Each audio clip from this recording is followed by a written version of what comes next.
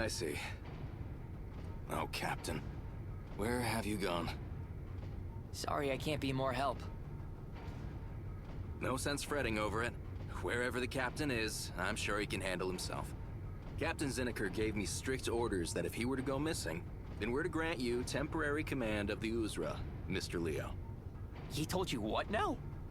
It seems he spoke with a certain fortune teller in Vence. She showed him a future where you steered the Uzra to his own rescue. For the captain's sake, I sure hope that she spoke true. Me? Rescue Zinikr? Huh. Well then, it looks like I've got a prophecy to fulfill. Can we shove off right now? Yes. The Uzra's in your hands now. Please guide her well. I've never piloted a ship before. But how hard can it be? Oof. That's a lot of switches. Is everything under control, Master Leo? Huh? Yeah. I've got pretty good instincts when it comes to flipping switches. Instincts? Perhaps I should take over. I can handle this. Kina, Cheryl, I know exactly what I have to do. Now then, let's set sail! Not that switch! It's not supposed to make that sound, right? That's the ballast tank control, and it's not working correctly at the moment. Fooling with it right now is dangerous. The hull is flooding! Leo, what did you do?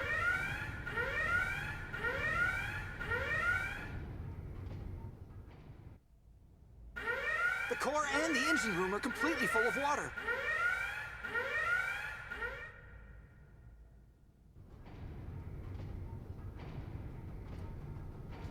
Try not to be too hard on yourself, Leo. You may have let your thoroughly unearned confidence goad you into flipping a switch of wholly unrecognized purpose on a large ship that is undoubtedly very expensive, putting undue stress on both the crew and the ship's structural integrity. But that's all. Nothing to worry about. There's a drainage switch in the anchor compartment, but if it's completely flooded, I don't think you'll be able to reach it. Shall we go? We are water resistant, after all. Ah, true sailors among us. By all means, if you're willing. Thank you, Prickle and Clicker. I'll wait here for Leo to recover. Leave it to us. Off to the anchor compartment we go. Aha! We have located the button to press is this one.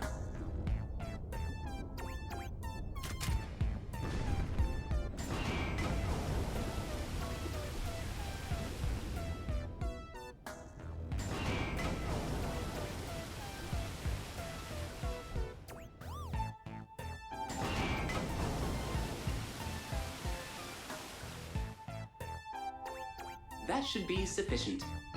Mission accomplished. Thank you, my mechanical friends. You've saved the Uzra. Good going, you two. You really turned that around. Running damage control for Master Leo's mistakes is our primary duty. Damage control, damage control.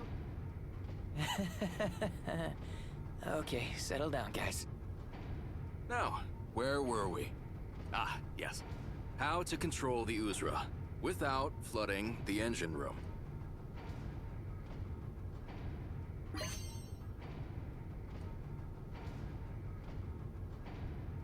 Steer the Uzra with the wheel on the left.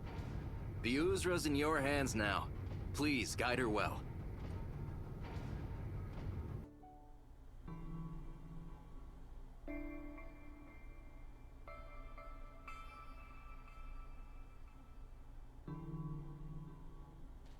That's a lot of damage. And that's not all. There's something in here.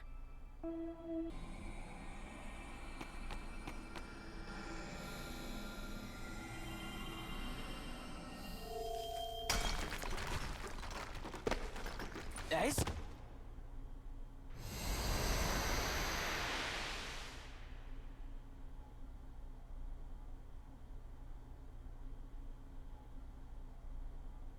This must have happened after we got separated in the wormhole.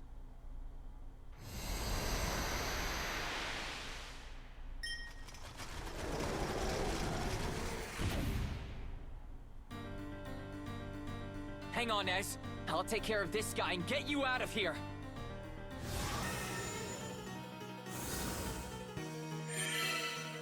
Activating defense system.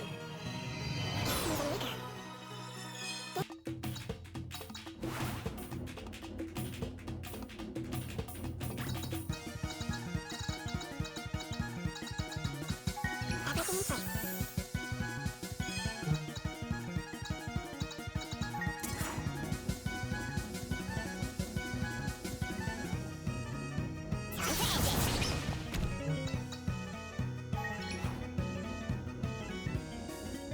Electrical discharge.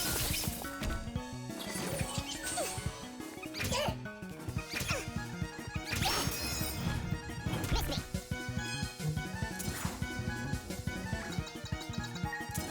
Smash up.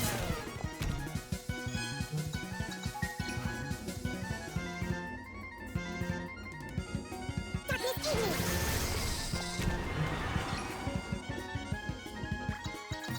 Barrier. Sweet. Infected. Feel the flame. Be gone. Beam.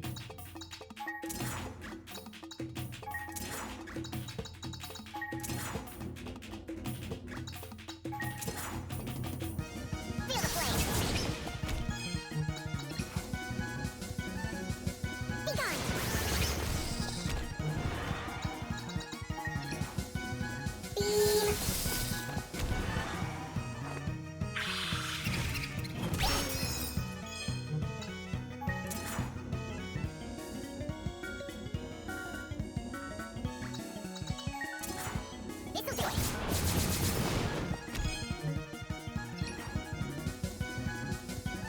Be gone.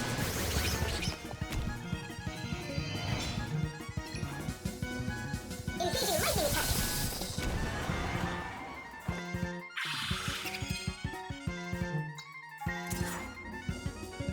Hammer.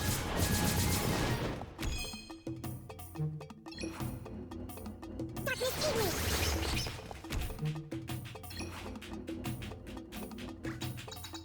Activating defense system. Ready to respond. Flash. That was easy.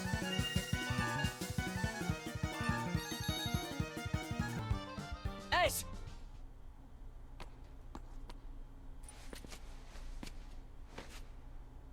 Hey, what am I doing in the guild factory? We got separated when we went through the wormhole. That's right, I remember that. What else do I remember? I remember I felt Princess Cheryl's hands in the wormhole, or I thought I did at least. Way to blow it, Ez. I should have squeezed tighter. Ez. I'm sorry, bro. I screwed up just like I always do. I had the chance to do something and I totally choked. It's okay, Ez. You were falling through a wormhole, for God's sake. I dare you to find me someone who would keep their cool in that situation. Besides, now that we know where they are, all we have to do is save them. You've been a huge help already. We've still got time, right? We do, for sure. Right? Yeah, of course we do. You know, bro, there's something really comforting about you. You don't think about stuff too much. Is that supposed to be a compliment? Look at it this way, bro. You give me hope. Yeah, that's what it is. Simple, straightforward, and hopeful. Now what are we waiting for? I want to save Princess Cheryl and Kina so bad it hurts. Right.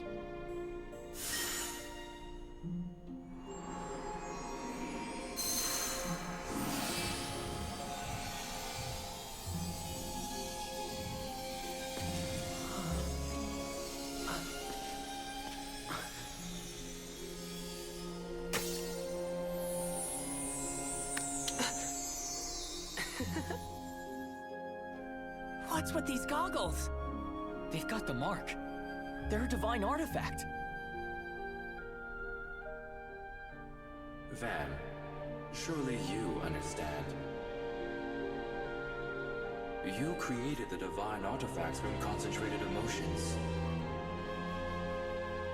It stands to reason they would respond to humankind.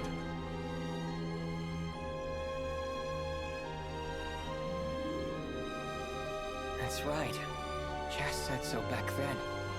The divine artifacts get their energy from humans and our emotions. So that means... the emotions packed inside the divine artifact resonated with Ez. I guess these goggles like me. Like they'd like me. That's so weird. But? It feels pretty good. Yeah, I could get used to this. Hold up. Is that... No, it couldn't be. But... I drew this blueprint myself. What's it doing here?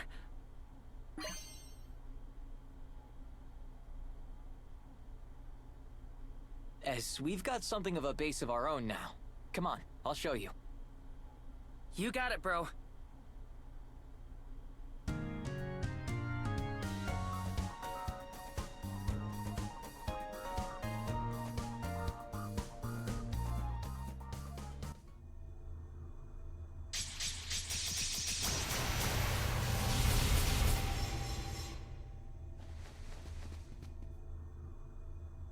What is this place? It's Valrika's laboratory. She's the only living person in this realm since Chaos took over. Huh. Sounds like a pretty lonely life. I know. I bet I can tweak the Orgle of Sorrow a bit and whip up a joyful one. One Orgle of Joy coming right up. May I ask, what in Chaos is an Orgle? I take it you're Valrika, huh? And what do you mean, what's an Orgle? It's like a music box, sis. Everyone knows that. Sis? As in sister?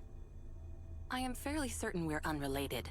Still, there's a sort of charm to it. Good one, sis. You know what? I like you.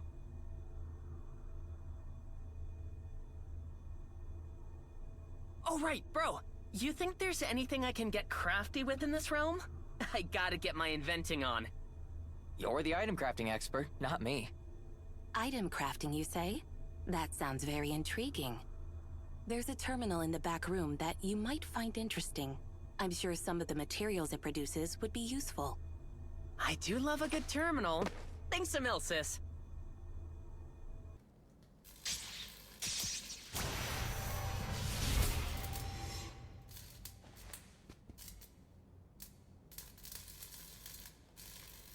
There's nobody here.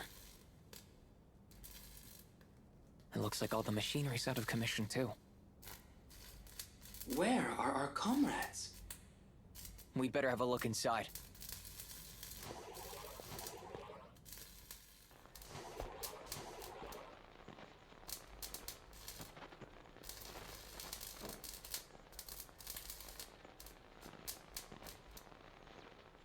No one inside either. Did Jess do this? Affirmative. I am unable to confirm the status of our robot comrades. Friends, where are you? It is probable that they were transported elsewhere, as we were. Master Leo, may we ask for your assistance in locating them? Of course. We'll get the secret base back together. Thank you, Master Leo. I fear some of our comrades may be damaged, or worse. But if we can find them and bring them here, I know that we can repair them. Let's see. If I were a lost robot, where would I be? I've got nothing. We're gonna need some leads. All of our comrades are equipped with transmitters. The communicator can give you approximate positions for each one. All right, let's find some robots. Look at this robot. It is one of our cohort. Right, but it's busted. It is in dire need of repairs. Let us take it to the secret base.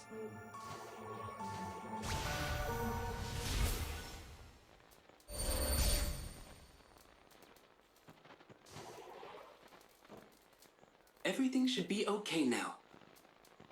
We found you. We found you. I was teleported to a heap of scrap and abandoned there. I thought I had been thrown away. It was horrible. Thank you very much for saving me. I found this after I was teleported. I hope you find it useful. Thank you. That will be very useful. Our missing comrades are equipped with transmitters. This communicator can give you their approximate locations. Please feel free to use it. I thought all the machines here were shut off. Why does this work?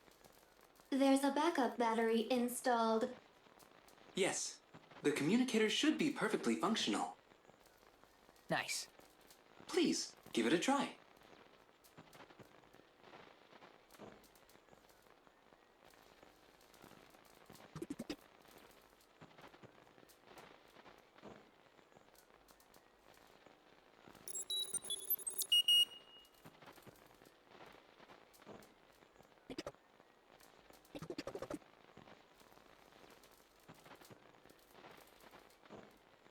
City waterways. Operation Search and Rescue is underway. We'll find them.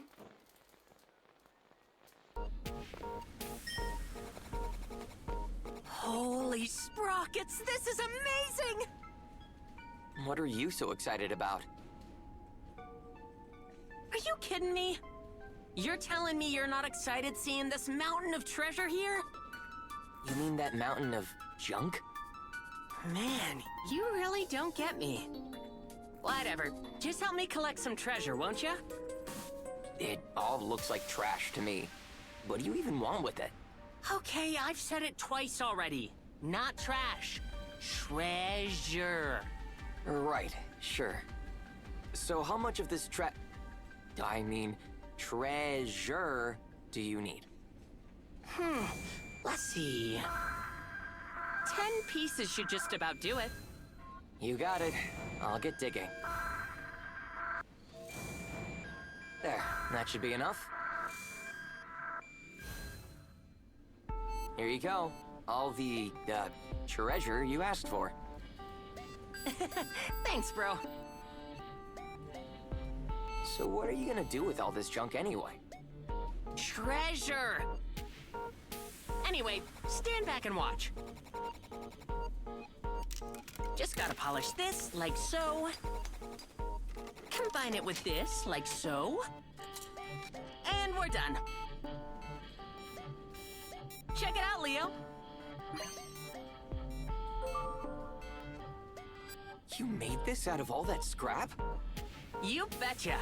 Told you it was treasure. How about those? Are they treasure too? Sure. Leftover treasure. There's potential in them just waiting to burst out. Ba-blam! Is that right? I guess they do look kinda useful. Here, you hang on to it until then. Sure, why not? Thanks, S.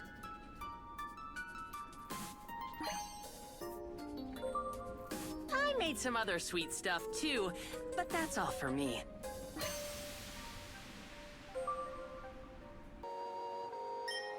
Another one of our robotic comrades.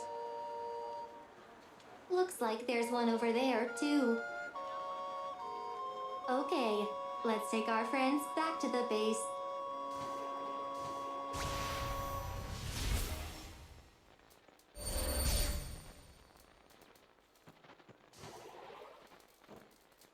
Everything should be okay now. We found you. We found you. Thank you for saving me from the canal, and not a moment too soon. Swimming is beyond the range of my operational parameters. This is all I have, but I hope you will find a use for it. Thanks a lot. Oh, I have something even more important to tell you. I saw Mistress Kina and Mistress Cheryl. I saw them while I was lost inside the wormhole, but only for a moment. Then I saw a monster swoop in and take them away. What? The monster appeared to have adapted to live in interdimensional space. If so, Mistress Kina and Mistress Cheryl are likely still inside the wormhole. So Kina and Cheryl are still at the spot where we lost them. And fought Vam. I guess it's back into the wormhole again.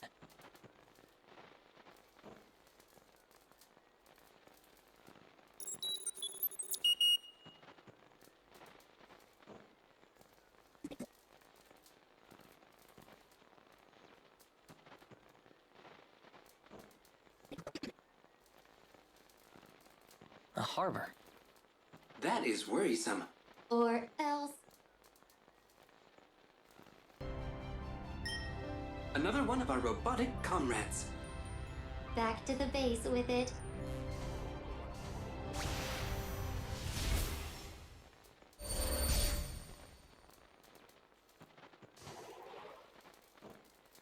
Everything should be okay now. We found you. We found you. At first, I thought I was lucky to be transported to a luxury liner. But I could not move, and the wind nearly blew me right off the deck. I was so busy hanging on for dear life that I could hardly enjoy the view. Thank you for your help. Please take this as a token of my appreciation. Thanks. Thanks.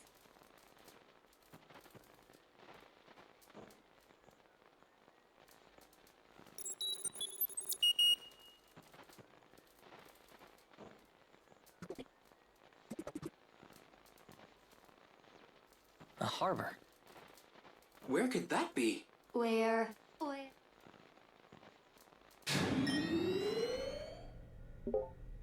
Who turned on the lights? Great Kings! What is going on?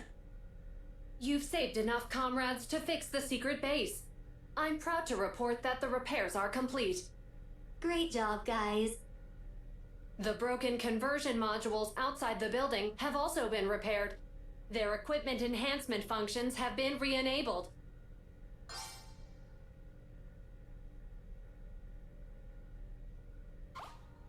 Nice. Power-ups. Thanks. We'll try them out right away. Please, by all means. Another one of our robotic comrades. Looks like there's one over there, too. Okay, let's take our friends back to the base.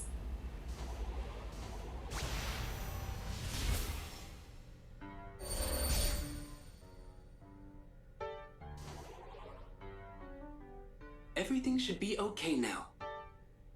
We found you. We found you. I was nearly mistaken for luggage and shipped away to parts unknown. Thank you for rescuing me before that could happen. I hope this will help you find our friends. We are counting on you. Do not worry. I assure you that we will locate our missing comrades.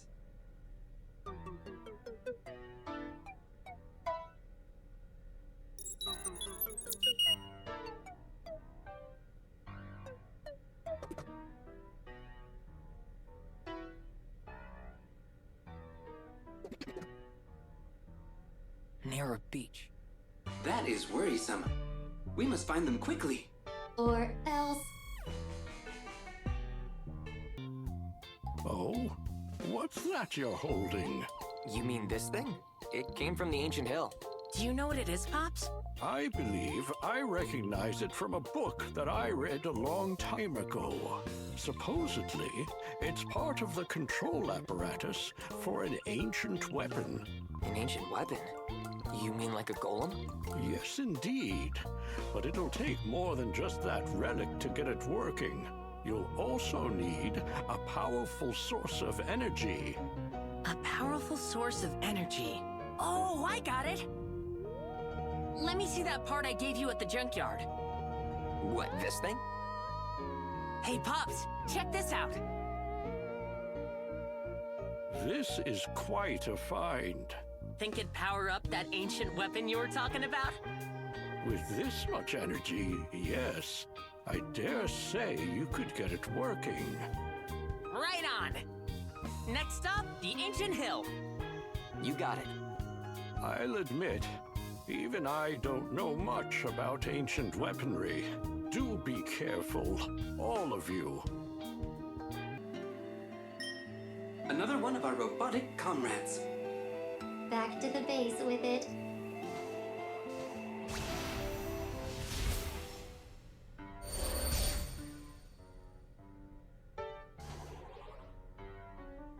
Everything should be okay now. We found you. We found you. Thank you. I was nearly washed away by the ocean. I shudder to think what would have happened had you not shown up. It is not much, but I have something to repay you with. Here you are.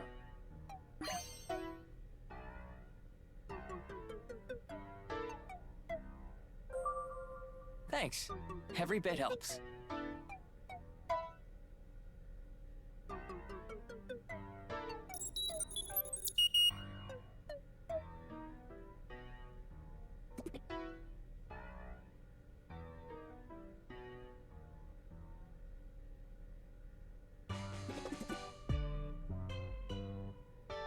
On top of a building. Operation Search and Rescue is underway. We'll find them.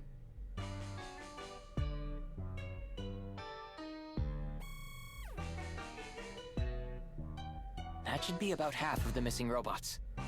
We are making excellent progress. Let us locate the remaining robots. Emergency! Emergency! What's going on now? Enemies approaching the secret base. They must have noticed that our comrades are gathering in the base. We've been found. We must do something, or the secret base will be destroyed, along with all of our comrades. Master Leo, we must respond. You got it. Let us make adequate preparations and return to the main hall. All right, we're all set. The others are safe inside the building, Master Leo. Here they come.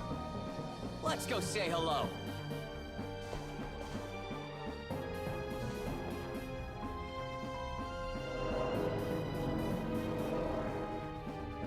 Whoa, it's a whole swarm. Please stay alert. Battle formation. Let's drive them back. Still good to go? We're good if you are. An enemy is approaching from another... Let's go!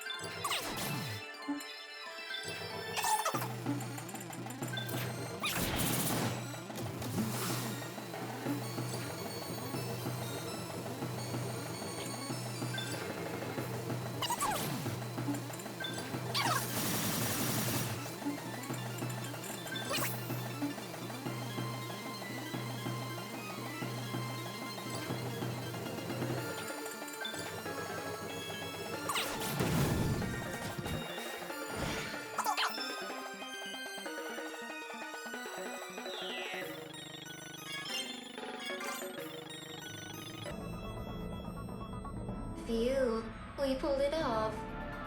Affirmative. Heads up, here they come again.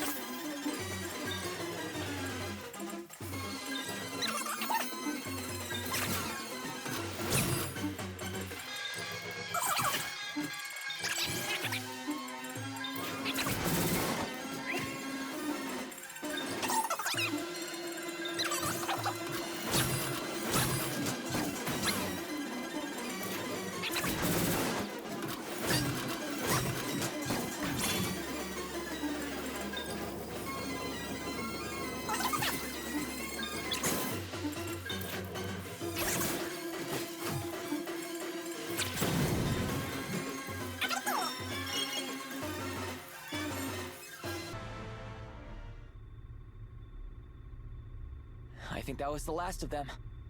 No more enemy signals. It appears that we have successfully defended the secret base.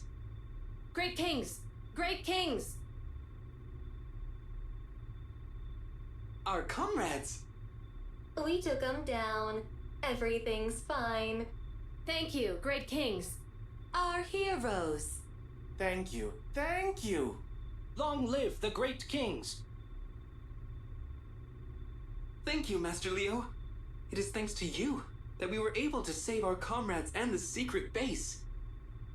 Nah, come on. That was all you guys. All I did was help out a little. You are too humble, Master Leo. This is... Huh? Why?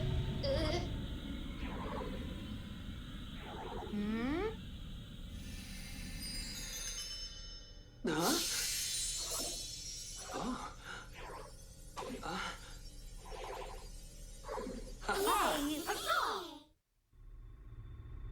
Cool. Is that a power-up? Bravo, Great Kings! The divine artifact's resonating with you guys. This does not compute. We are not human. We're robots. True, but the divine artifact doesn't seem to care. Maybe it's because of your hearts. Hearts? Because of our hearts? I do detect activity in the new circuitry you installed in me, Master Leo. But that is not all there is to it. I am detecting something far deeper. Something warm. Yes, it is as if there is something warm installed inside my body. It resonates as if closely attuned to this divine artifact. It is a similar sensation to that I felt when we rescued our comrades. That's gotta be it then. That's your heart for sure. Affirmative. Heart! Heart, heart, heart! Thank you, everyone. However, there are still many of our comrades stranded out there. Save the party for when everyone's back. Comrades, still out there. I'm worried. We will find our remaining comrades. Please await our return. Great Kings! Hustle! I'll hold down the fort. We'll find him in no time.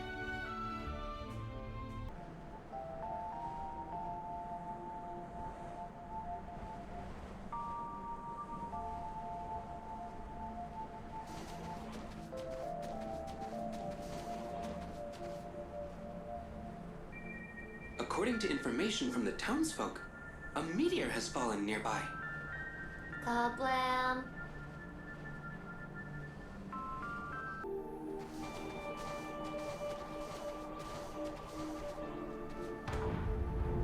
Do you hear that?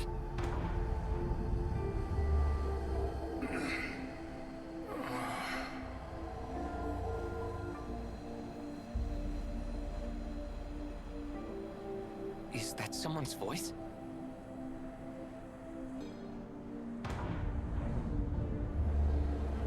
Am I a god?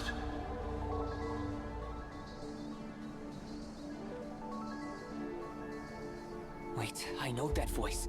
It's Zinikr! We've got to follow it and find him.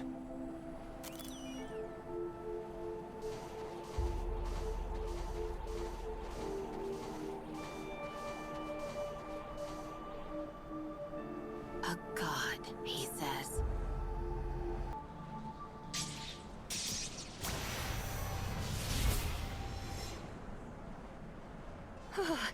Couldn't you call us somewhere warmer? Like I always say, nothing heats you up like a fight. Shall we get this over with, dear sister? Take care of them quickly. My skin's about to dry up.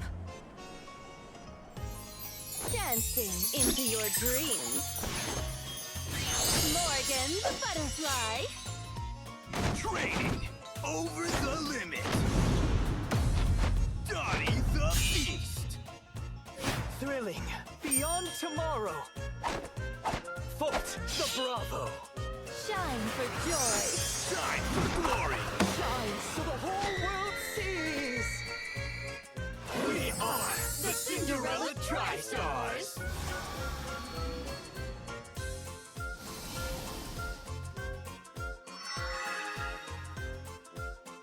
We won't lose to you this time.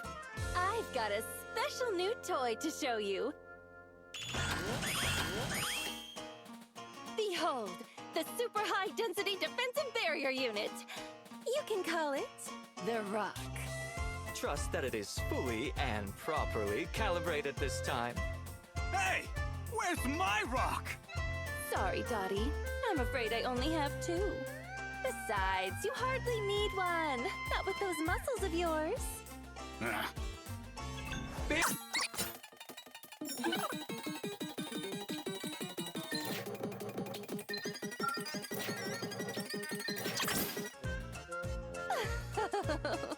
These barriers won't break that easily. It's so safe, I might as well have a cup of tea. Don't rub it in. This fight's as good as one.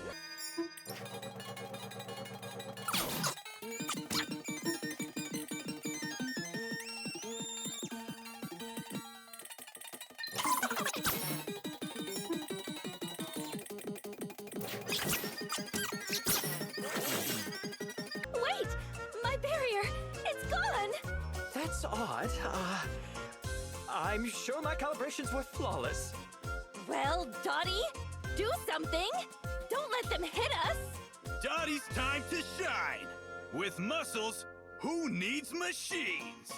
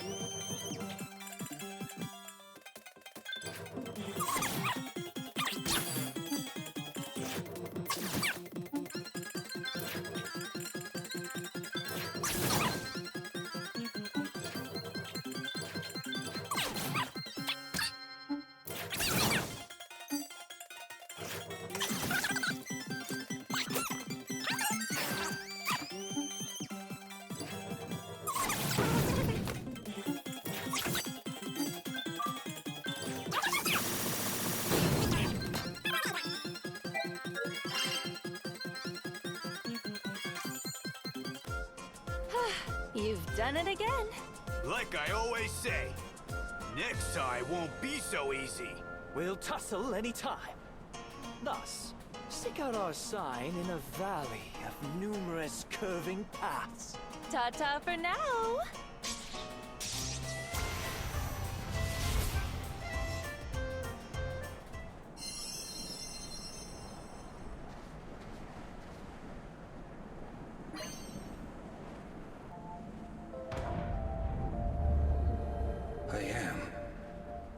I am a god.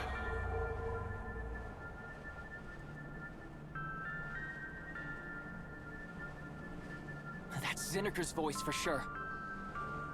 Zinikr? I've not heard of any god by that name. Is he a friend of yours?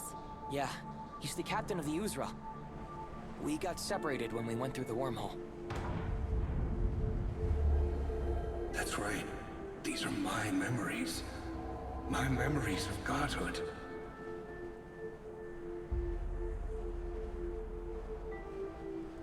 Zinikr, what in the world are you talking about?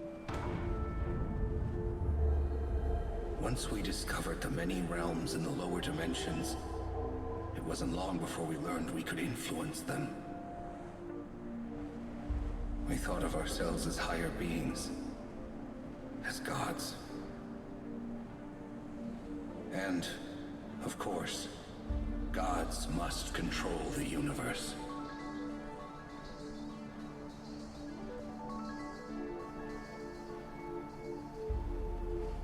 So he's one of them. Like Jas and Vam? No, Zinikr's nothing like them. We long to have a hand in each realm, to learn how the worlds came to be. To know everything about the life forms that grew there. To unravel the mysteries of their hearts and emotions. Humans, mere collections of cells. Though tormented by emotions, they never give up their desire for others, for themselves, and for answers. I remember, back then, they called me Taros.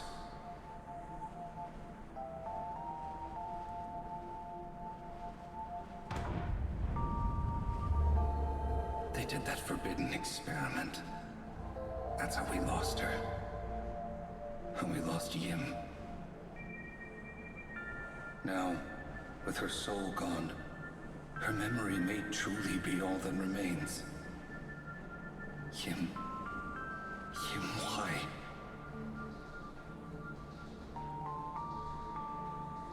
Him. Godhood meant nothing with you gone. I renounced it and decided to live as a human.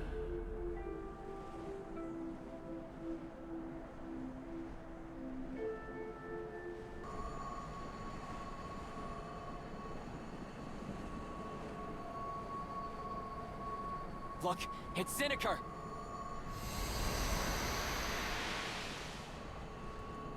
So, after we went into the wormhole, I got sent off to the Chaos Realm.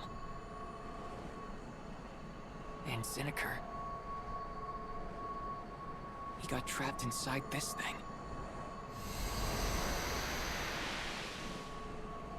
And ended up here. Here comes trouble!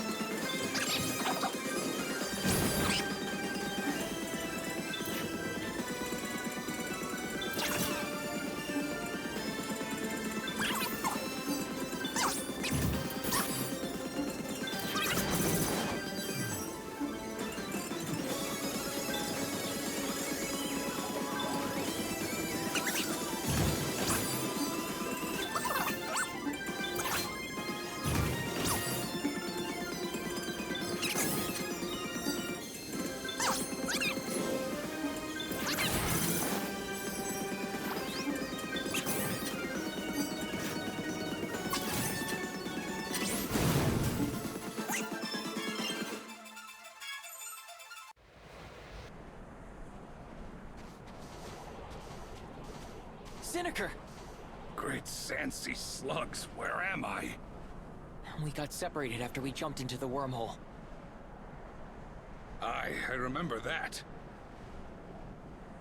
And that's not all I remember. Memories from inside that crystal ball flooded my brain, but I lost it in the wormhole, and it rolled off somewhere. We followed your voice here after we heard you groaning.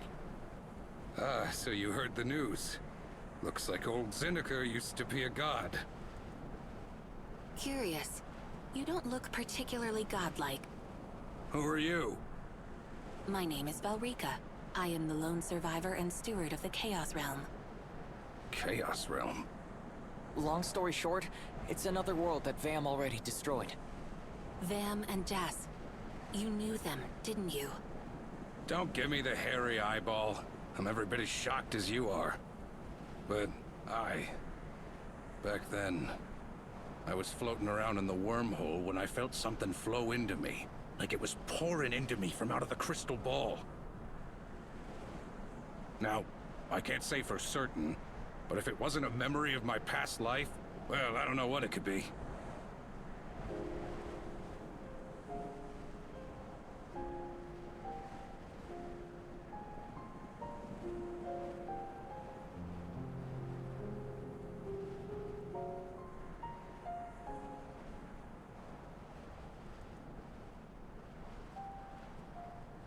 Your past life as a god. Looks that way. But don't go thinking I'm proud to be one of the likes of Vam and Jas. I suppose you too saw other realms as your playthings? We just met, lady. He's off on the steam a bit. I apologize. I find it hard to be objective after Vam gave my world over to chaos. Nobody survived. Nobody except me. Nobody in the whole world? In my experience, gods are selfish and eager to exercise that selfishness. Ah, you're preaching to the choir here. I'm sorry, Valrika.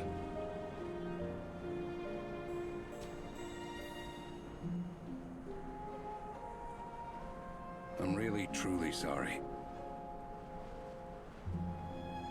No, it was all Vam's doing. Even if you were a god like him, you have nothing to apologize for.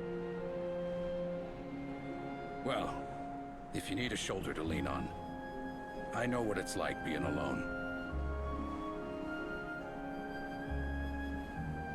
My sister meant the world to me, and I let her wander off, leaving me behind.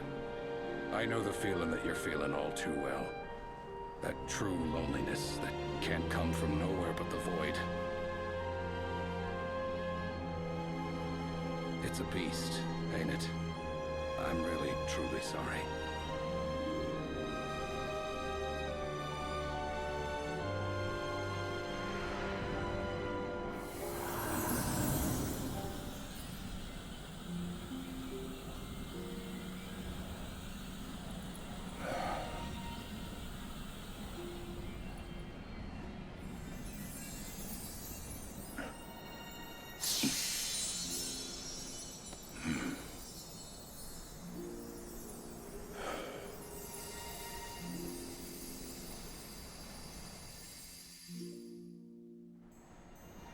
Huh. This marks a symbol from the God Realm? Right. The divine artifacts are all Vam's creations. I think he said they were made using concentrated emotions from humans. So, this thing is powered by human emotions, huh? That explains why they respond to us and bond with us like they do. Wait. That's it? They bond with us! And I'm one of us! Guess that means I'm human after all. You're nothing like any god I've ever met, Zinikr. You're as human as I am. Your biological signals and irrational behavior are indeed consistent with what I have observed of human beings. You're a human. Then, it's official.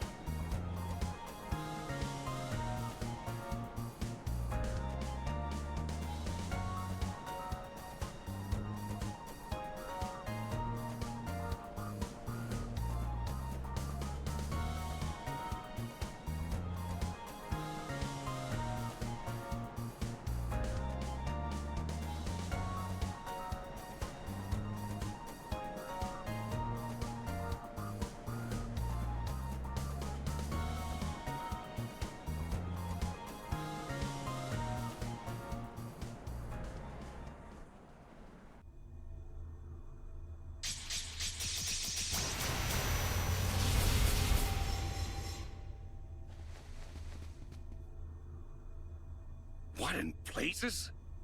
This is my realm.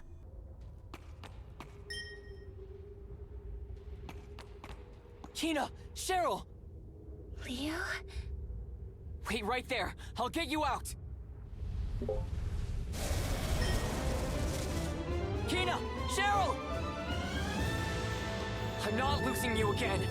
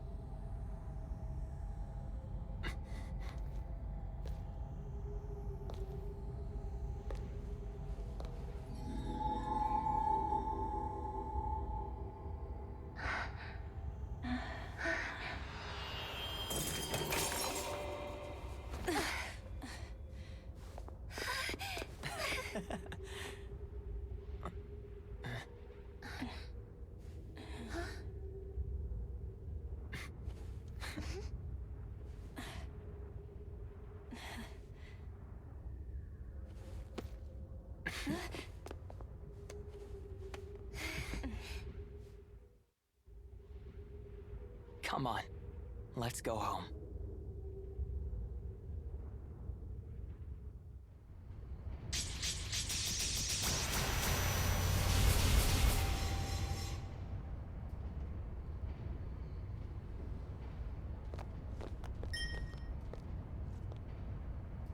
Do you hear that voice?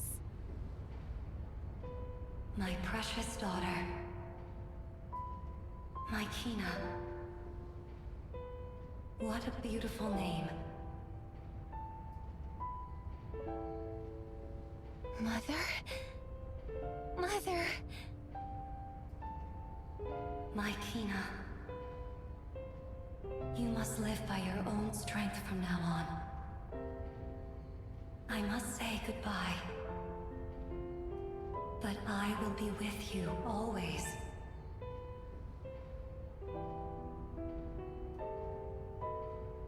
My Cheryl. I have always been with you, too. Even though you've never known it. I always have been, and always will be.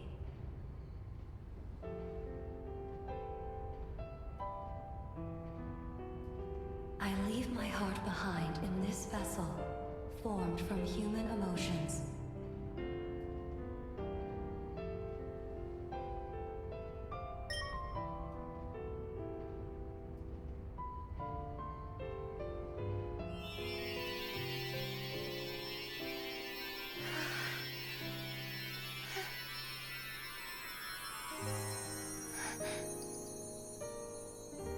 May I?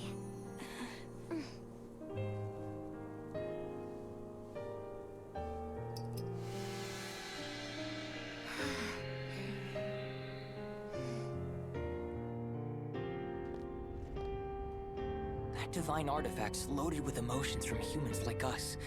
The bond between you two and the Queen must have woken it up. Oh.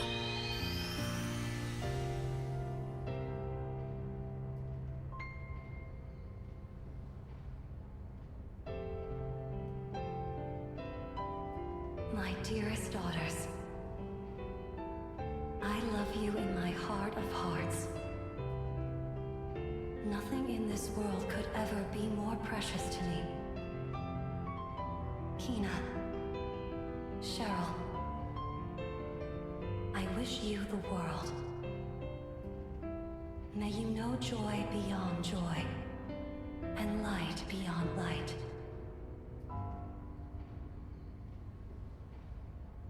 Our mother. She's inside me too? Yeah. She's inside both of us.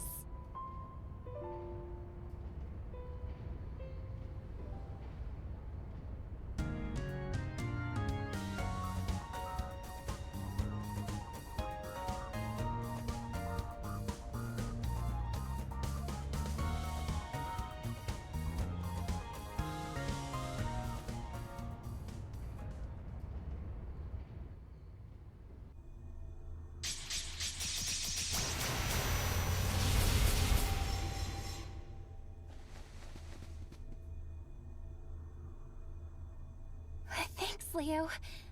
I knew you would come. Of course.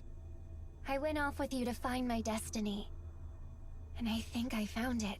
But I'm not ready to go home. Then don't. I'm sure there's more stuff we can find out there together. Stuff like... the future. I want to find the future with you, Leo.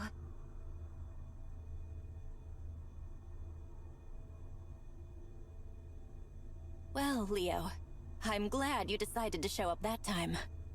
Huh? What are you... Look, we talked about this. I suppose this is a special case. Huh? I shall forgive your trespasses once more. No, that's not it. I must be more straightforward. It won't do to hide behind the flimsy shield of formality. It's fine, Cheryl. Why, you're perfectly acceptable exactly as you are, I say. Ha ha. But still, you must allow me to thank you for making me happy. The very sight of you fills me with joy. It has from the moment we met. I mean it, Leo. Thank you.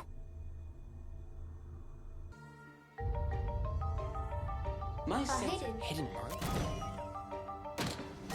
I had no...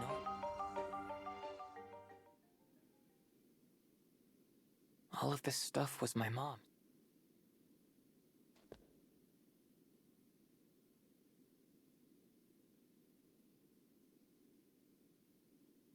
That was hers.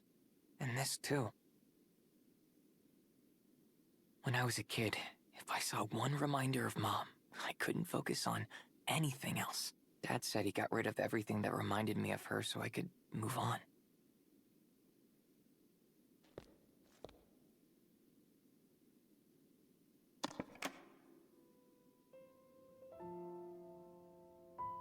It's a recording device. That's Mom playing piano. Dad must have recorded it. It's a recording of Leo's mother playing the piano. He closes his eyes and listens intently. He knows this song because she taught it to him. Leo's memory. Leo slowly opened his eyes and looked around the room. It was filled with his mother's belongings. They were all in good condition and well maintained. Leo could feel a subtle warmth from the furniture, as if someone had been using it recently. The room was like a time capsule, full of memories of his mother. Leo's eyes stopped when they reached the top of the bookshelf. A childhood memory played across his mind, as vivid as if he were living it again.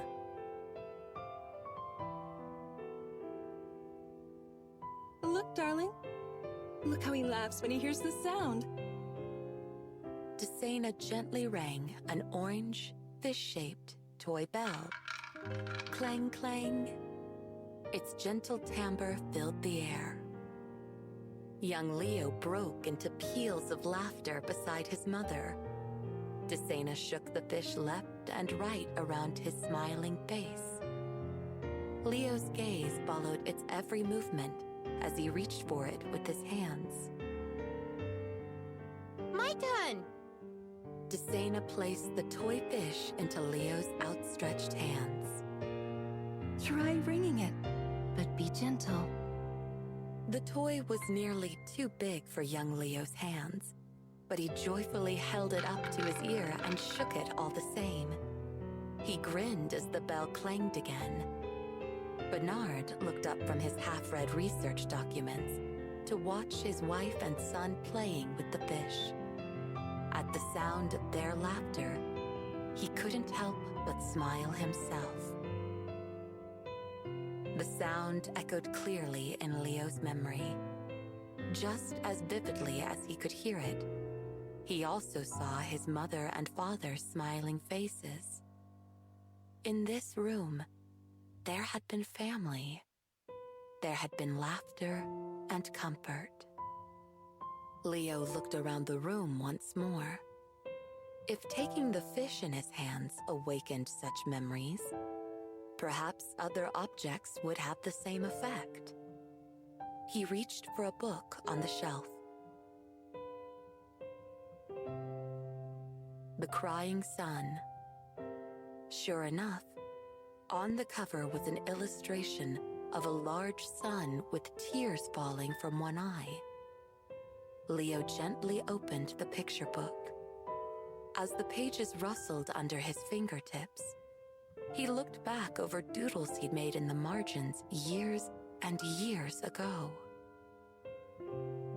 Leo? Come on, Leo. Time for bed. At the sound of his mother's voice, Leo ran right for the bookshelf. Read it! Read it! Again? Are you sure? Yeah!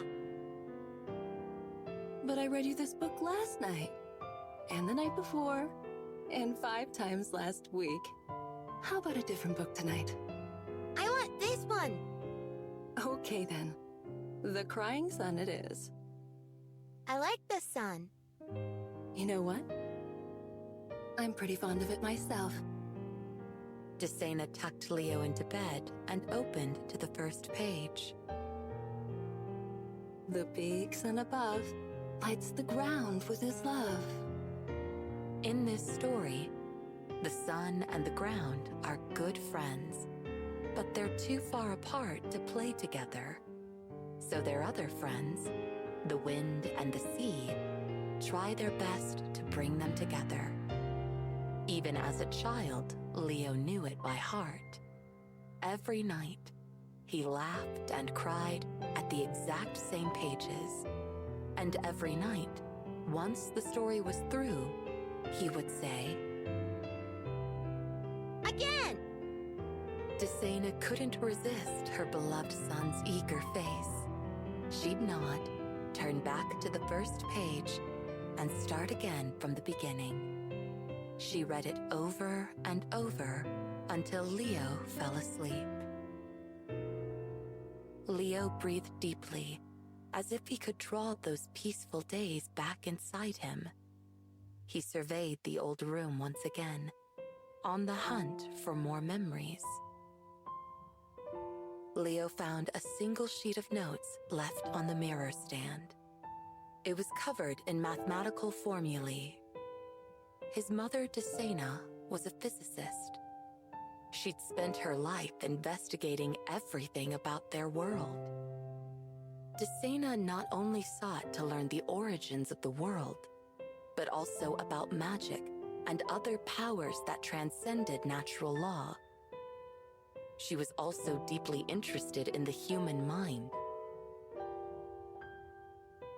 Desena theorized that human emotions produced powerful energy. Magic, she thought, was only one method of utilizing this energy source.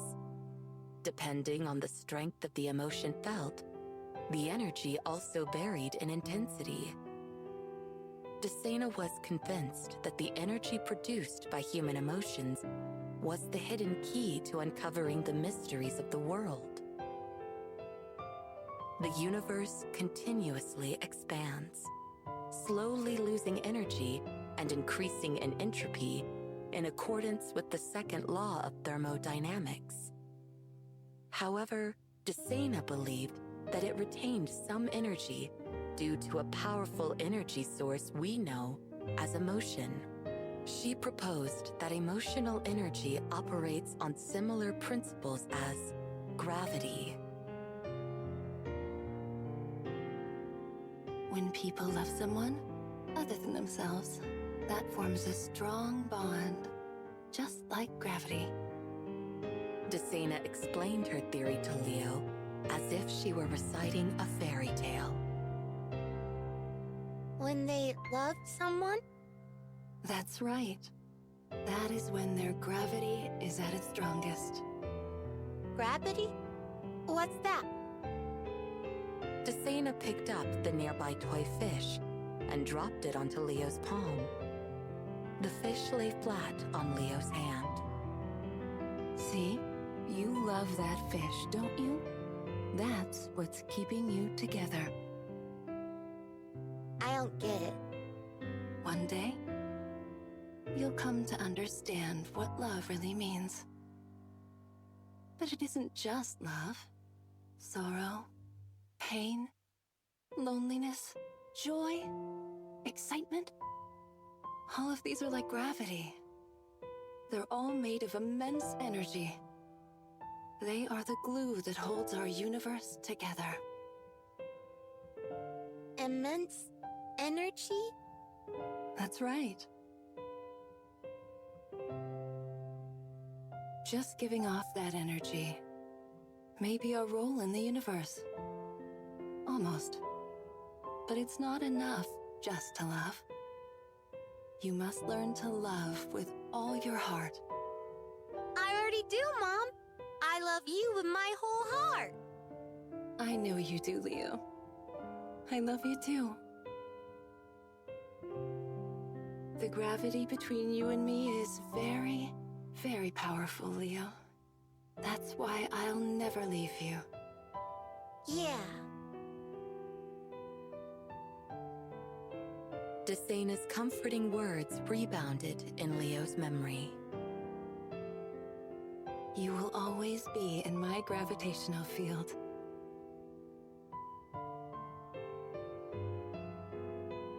I've heard that before. You played it on the piano on the Uzra. That's the one. My mom used to play it for me all the time. I begged and begged until she taught me how to play it too.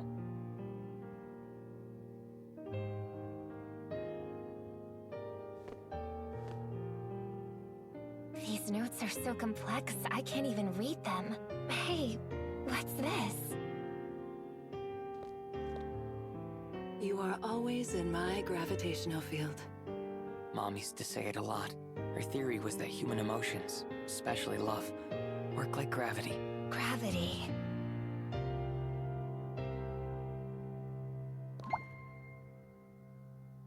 Hey.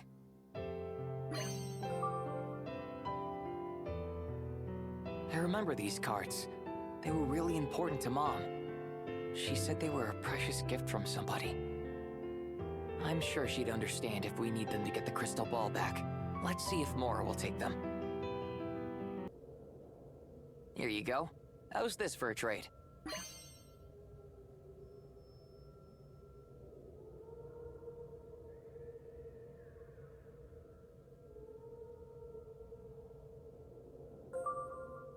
Where did you get these cards? Do you want them or not? They belong to my most beloved. Your most beloved? My late husband. Oh, I can still feel the warmth of his fingers on them. Your husband read tarot cards? He did. And unlike mine, his predictions were almost always right. How did my mom end up with his deck? One stormy and treacherous night, a woman saved my husband's life. He told me he'd given his cards to that woman to thank her. Without the cards, his fortune-telling lost its spark. But he was still happy because he'd repaid what he owed. Mom. I wish I could thank your mother in person for saving my beloved. Here, this belongs to you.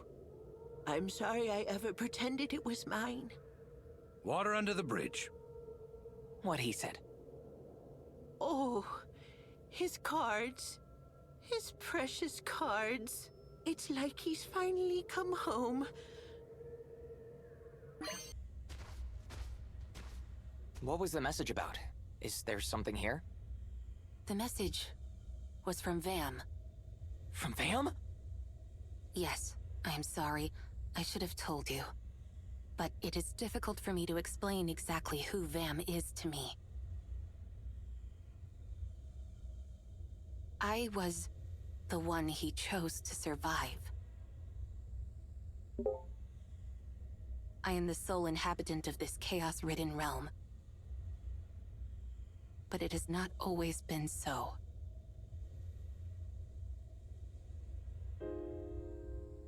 The people of this realm were once all linked through telepathy. We shared a collective consciousness that made our lives peaceful. Telepathy? Yes, each of us shared a part of our consciousness with everyone else. Not only the people, but some plants and other animals as well.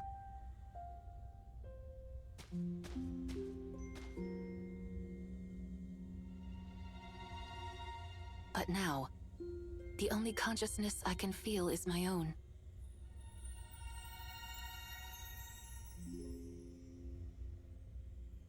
That's all because of him. Because of Vam.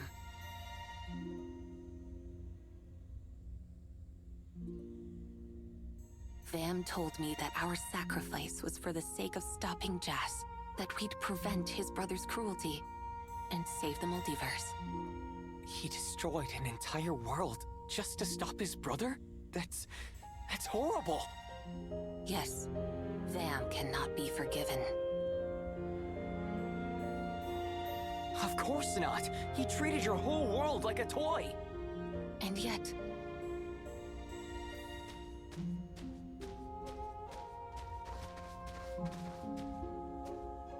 And yet, somewhere in my heart, I believe in Vam's cause. There are many realms, many universes, sharing our multiverse. Perhaps Vam was born to save them. It is hard for small beings such as us to comprehend the actions of the great.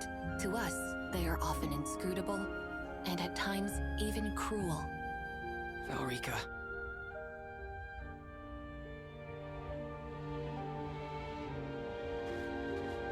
Anyway, is there something here?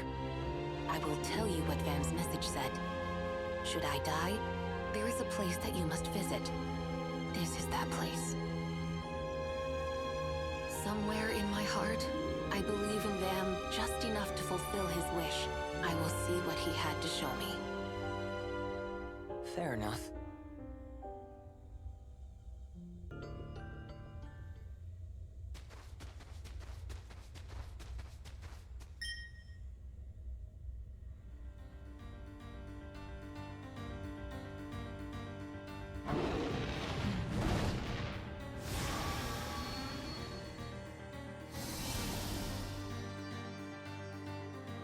The shadow of death stirs within you. This doomed world truly suits you. What do you see through those eyes in this decaying world?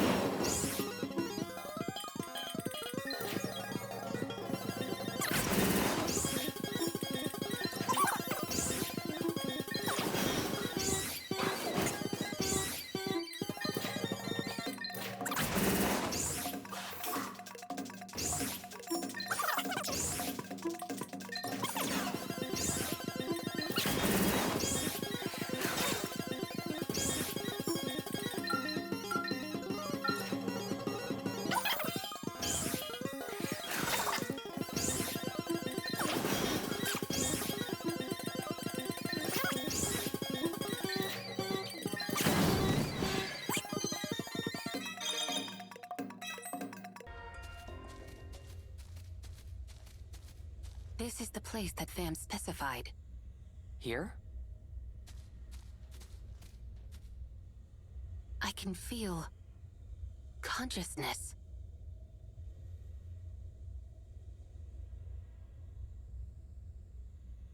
It calls to mind something that Vam once told me.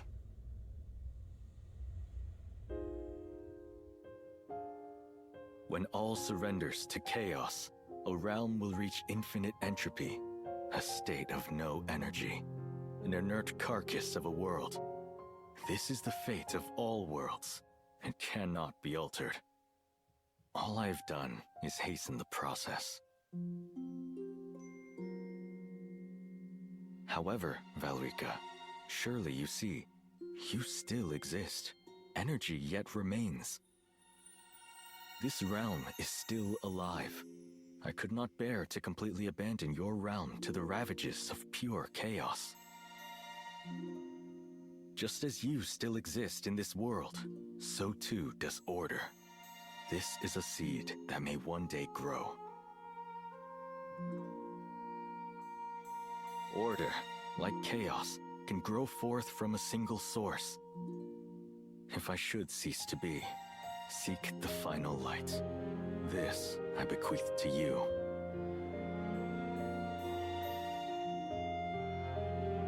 Find hope.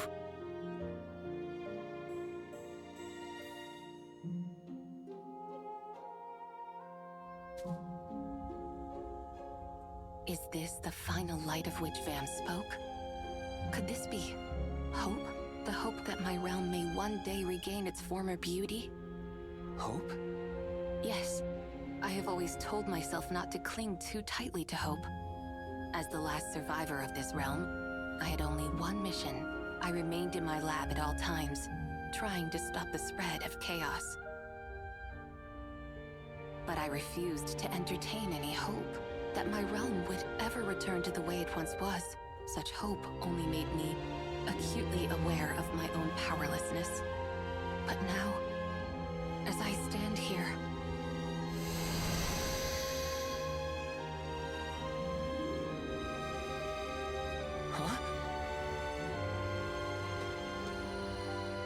I feel it.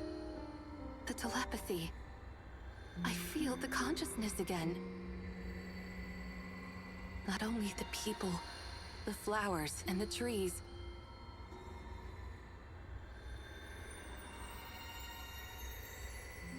That beautiful chorus of voices that once filled this realm, Vam preserved it here. Is this the final light? Is this my hope? This life force will bring life to this realm once again, and with it, order. Yes, now I see.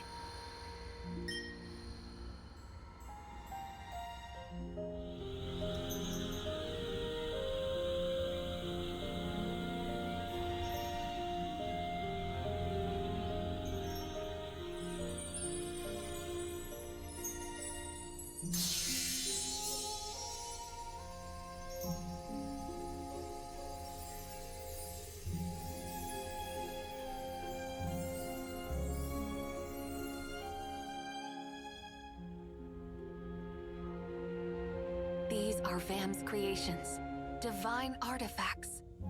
They're warm. They must be responding to the chorus of voices. The emotion gathered in your human realm is resonating with the chorus, the collective consciousness formed by telepathy in my realm. So, all of these stones hold the souls from your realm, basically. Yes. Vam has preserved them here in a mass of living energy. It must have grown, little by little, with the passage of time. Perhaps this place is the soil from which this realm can sprout anew. Will it go back to the way it was before? I have no way of knowing. But at the very least, there will be life, and there will be balance. Yes, I can feel that much. As for Vam's divine artifacts, they must have appeared now in response to the hope in my heart. Divine artifacts appear when they're moved by strong emotions. My gauntlet was the same way. Now then, let us go.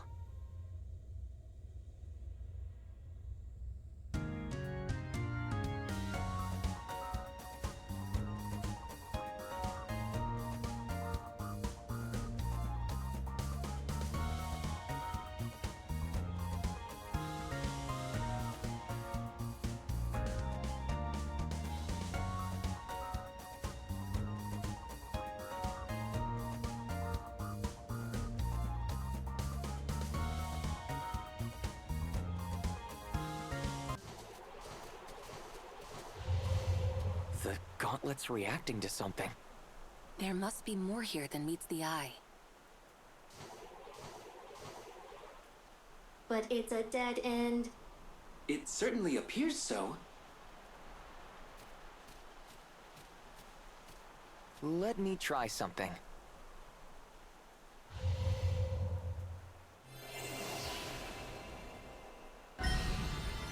The wall disappeared. Someone camouflaged this passageway. Let's see what they were hiding. What's up, Valrika? Leo, I know where we are. We're heading for Bernard's, your father's laboratory. The camouflage made it hard to tell at first, but I recognize it now. Dad's lab? Here? He showed me some footage he'd taken here once. That's how I know of it. I'm sure he must have mentioned it at some point when you were little.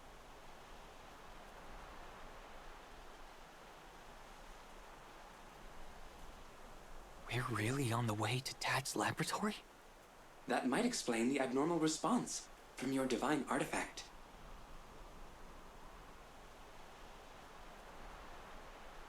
Let's see what Dad's got for us.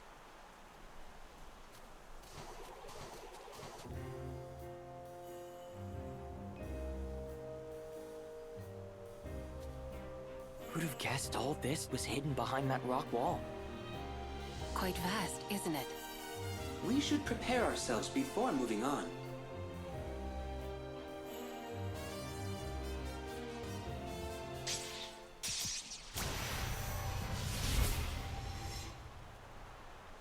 Oh, summoned once again?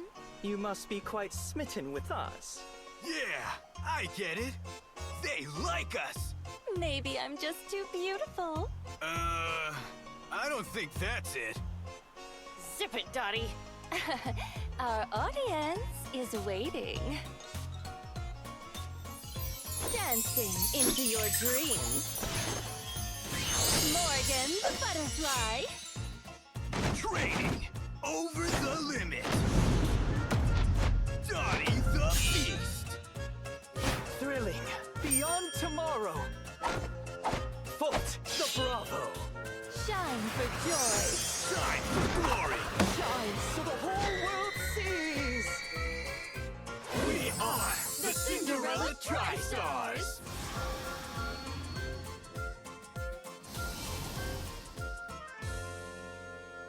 We're not going down this time. Fool us thrice, shame on you. But we shan't be fooled again. The barrier units are fully charged and flawlessly calibrated. Oh, this time it's my turn. What's this? Huh? Curse it, Dottie! That's my barrier unit! Relax, boss. I'll trade you something even better.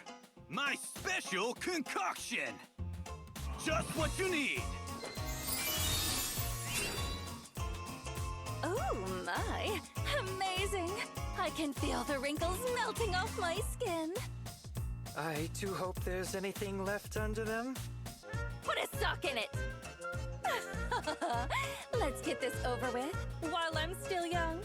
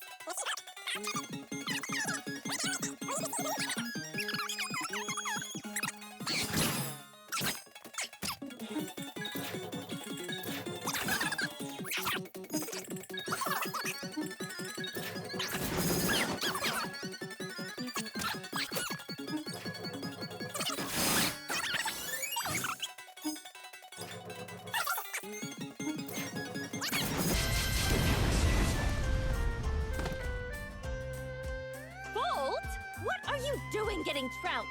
Step it up! What? My body's not doing as I say! I suppose cruel time marches ever onwards after all. You be quiet! Why are you even still alive? Perhaps that's enough fighting for now. That concoction? Very strong. Fast acting. Doesn't last long. What? You could have told me that earlier! But you seem so happy. Oh, right. There's also side effects. First you get a little floofy, and then a bit floppy. Floofy? Floppy? How dare you trick me with such a thing! It'll be okay. Another side effect is a real good night's sleep.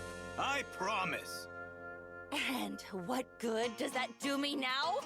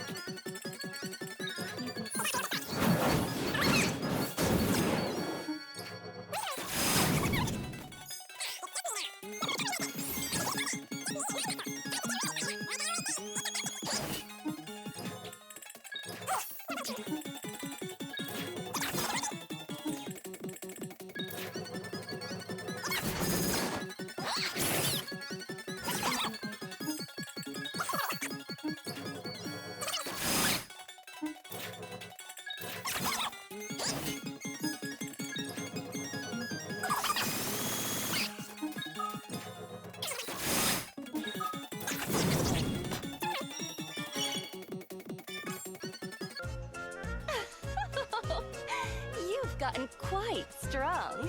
Like I always say, we'll get stronger too. We'll tussle any time. Thus, seek out our sign in a place where ancient stones lie. Don't keep me waiting.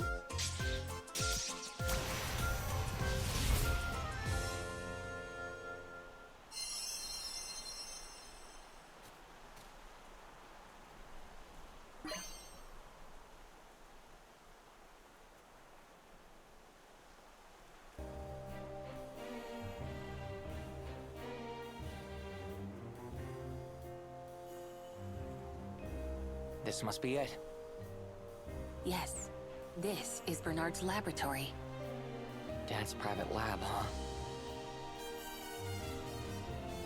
Let's see what he left behind. What? Don't tell me. The security's still active? A large signal is rapidly approaching. Everyone, stay alert.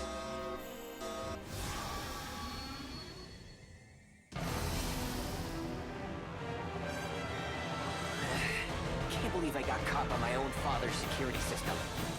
A bit overkill, is it not? I do not see any way to deactivate it. Did he not consider that he might trigger it himself? Had he no contingency plan? Dear Chaos Bernard, what were you thinking? Oof.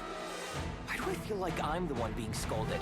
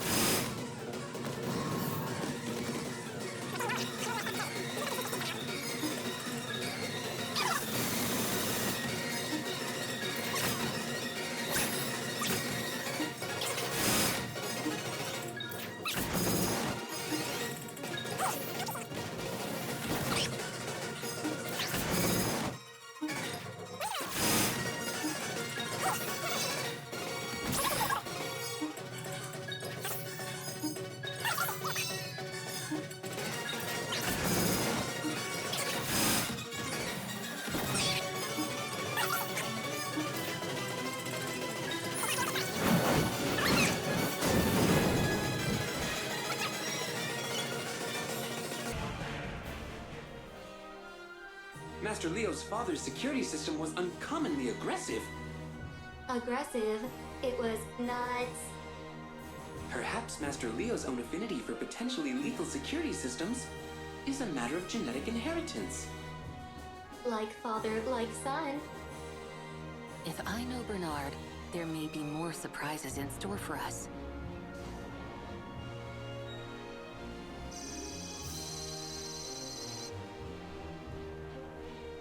My scans do not detect any other security measures. That's a relief. Onward and inward.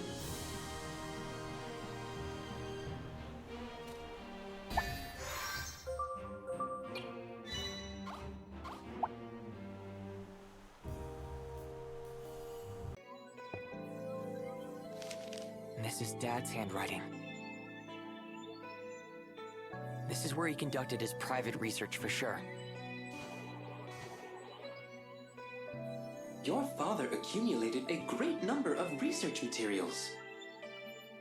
If these are Bernard's things, there must be something useful among them. Surely he wouldn't mind if we took a look around.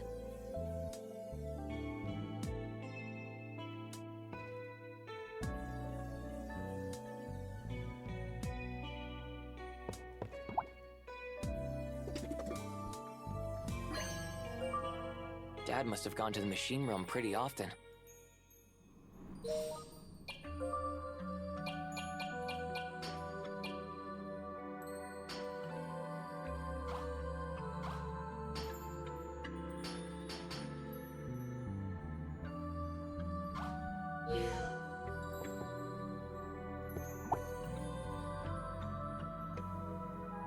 Let's see here. Dad's diary. My research continues. I can't seem to regulate the gauntlet's power output.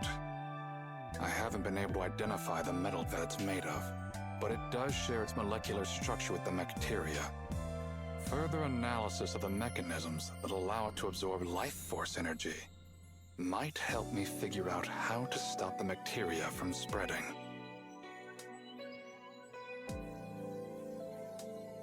Curse my experiments.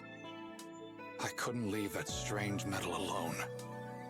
And now, why didn't I listen to Desena? She told me over and over again to be patient. That true understanding only comes with time. It's all my fault. Because of me, Desena is lost forever. But maybe this symbol offers hope. If it and the strange metal are truly related, I must keep studying the crystal ball that the captain of the Uzra lent me. The crystal ball has shown me a successful resurrection. Whoever these people are, the device they use to do it bears the same symbol as the gauntlet. Success! I've learned how to control the gauntlet's power, to a certain extent at least. I've also found that bacteria cores can be used to create extra-dimensional spaces. Applying this discovery, I've managed to build what I call a warp device. My device generates a temporary wormhole to send its user to any place that they can remember. If I can somehow link the power of the gauntlet to my warp device, I might be able to reach the resurrection chamber that I saw in the crystal ball. And if I can get there, then I can bring Desena back. I can. I have to. For you, Desena.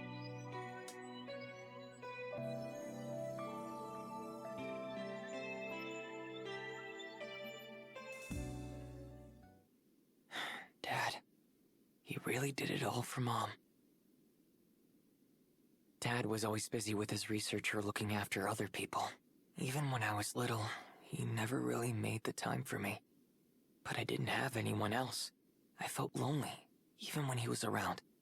Dad never looked back or around, only straight ahead. That's just how he was. As a kid, I never understood that, or why he was never there for me. But now I get how much pain he was in.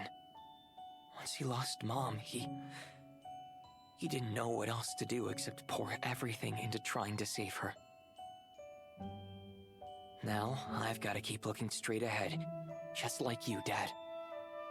There's a step I've got to take, even if it's the last thing I ever do.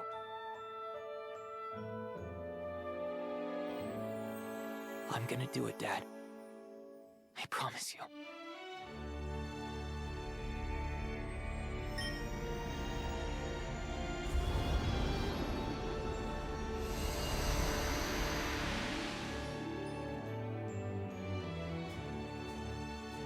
Hey, the gauntlet. I think it's trying to lend me power. Dad. Mom.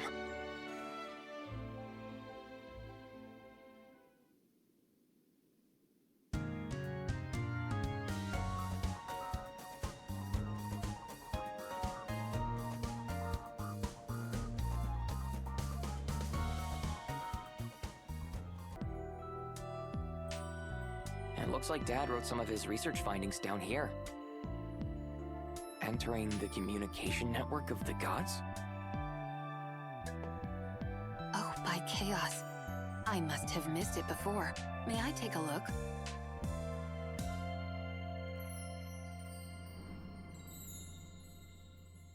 Oh, well done, Bernard. I never thought such a thing could be possible. If we replicate Bernard's methods, perhaps there's a way. Let's return to my lab in the Chaos Realm at once.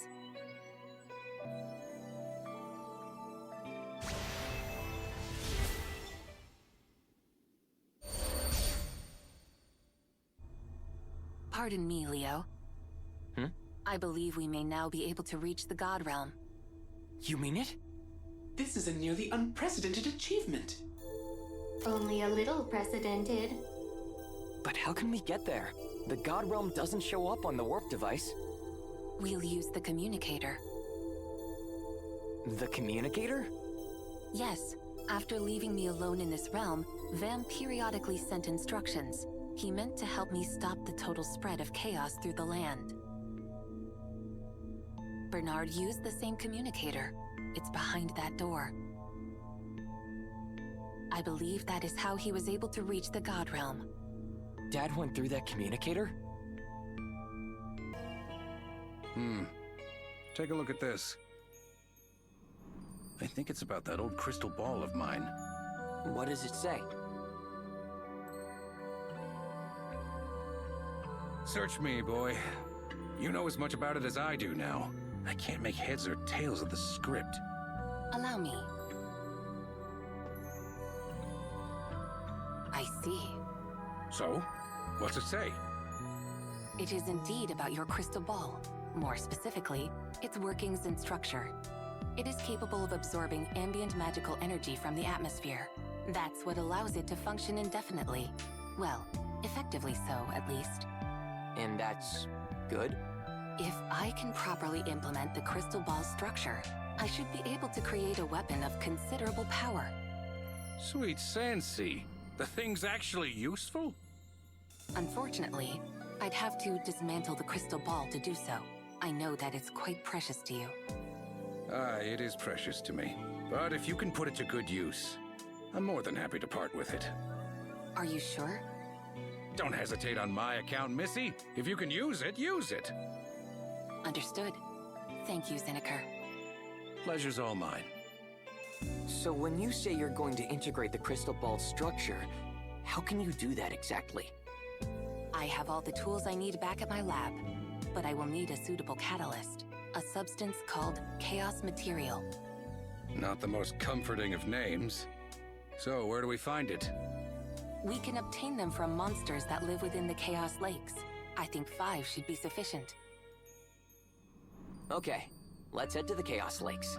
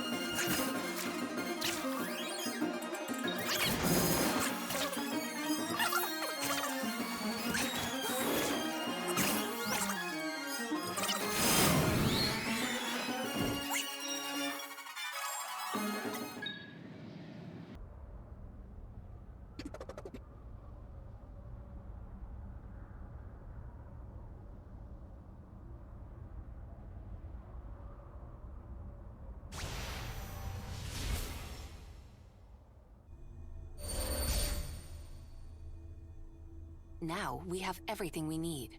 There are subtle variations in the laws of physics in the God and Chaos realms.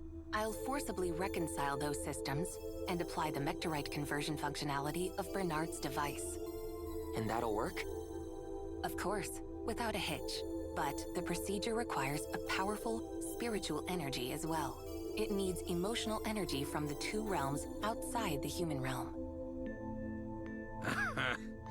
I think I see what you're getting at. We've got me, a bona fide ex-god. And we've got you, the lone survivor of the Chaos Realm. So, you and me, we've got to get sappy, aye? If that's how you want to put it, yes. I need you to focus deeply on any feelings you have towards me. Try to channel them into Bernard's machine. My feelings towards you, huh?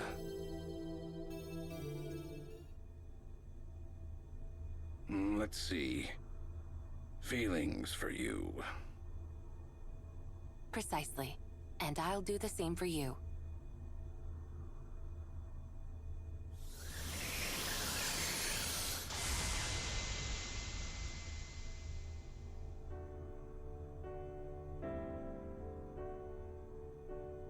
Fluster and fishhooks.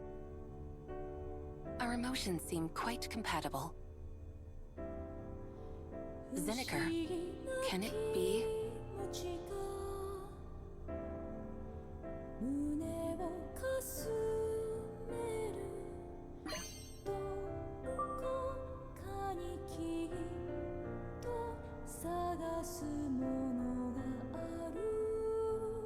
Strangest thing.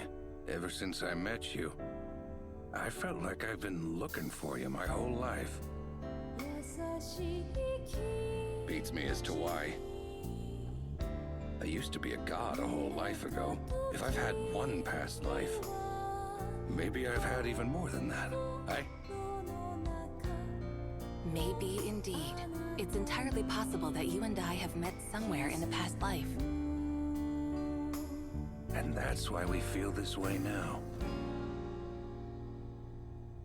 When two entities have shared a bond in a past life, that energy persists.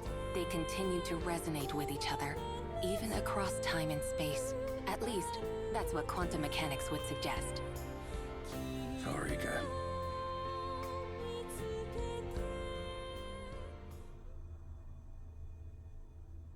Thank you, Leo. And Zinikr. I will put this to good use. Aye, aye. It's all yours.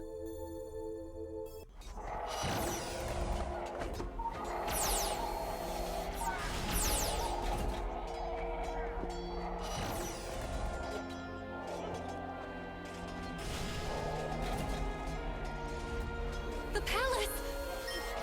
Your Highness! The palace is under attack by Macteria monsters! Where is my father? Is he safe? I'm afraid I don't know, Princess. I believe he's still inside. What is happening? This is awful. The palace is full of Macteria. Father and Sebastian are in here somewhere. We've got to get them out.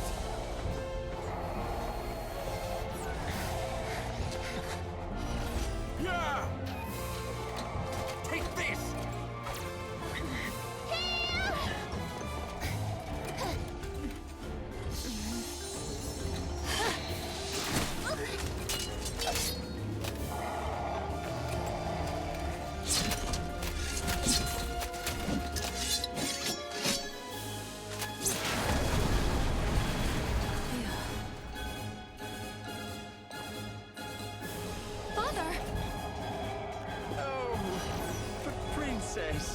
Cheryl, you're back! You've grown so much in the short time since I last saw you. Were you always this tall? It delights me to see you well, Princess. Save the emotional reunion for later. We've got to get out of here, now.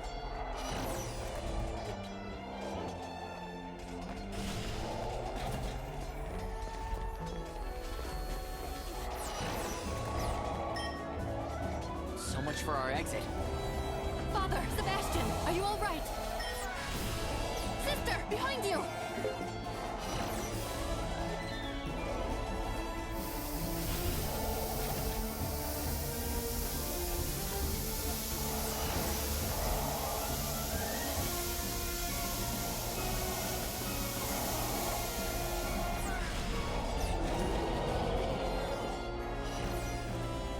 Look out!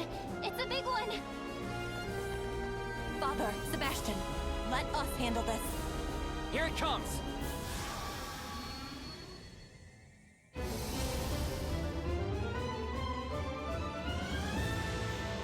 Princess, I am so glad to see you safe. We've no time for pleasantries. There are more pressing matters at hand. Do be careful, milady. It seems quite impervious to attack. You know, I seem to recall having fought this beast once before. If we can hold out until it opens its mouth, then I can summon my knights. Sebastian, please stand back. I'll make short work of this monstrosity. Of course. Founders protect you, princess. Look what you've done to my palace! I cannot abide such misbehavior.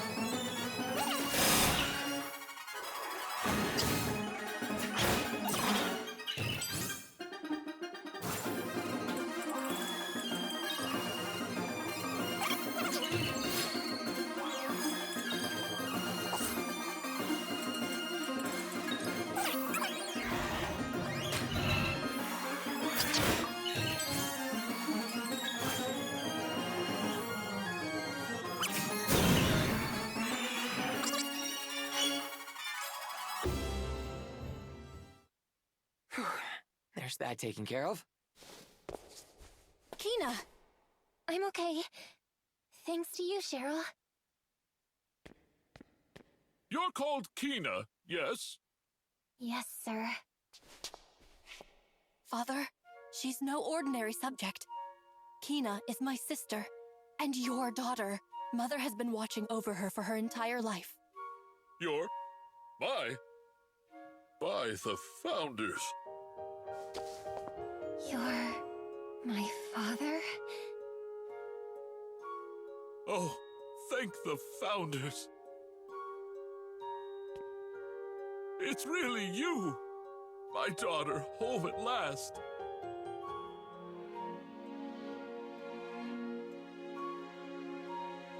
This is all I've dreamed of. I'm so glad you're alive.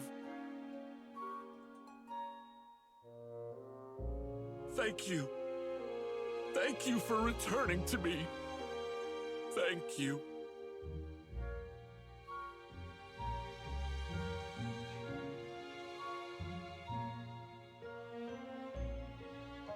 You must be Leo, then.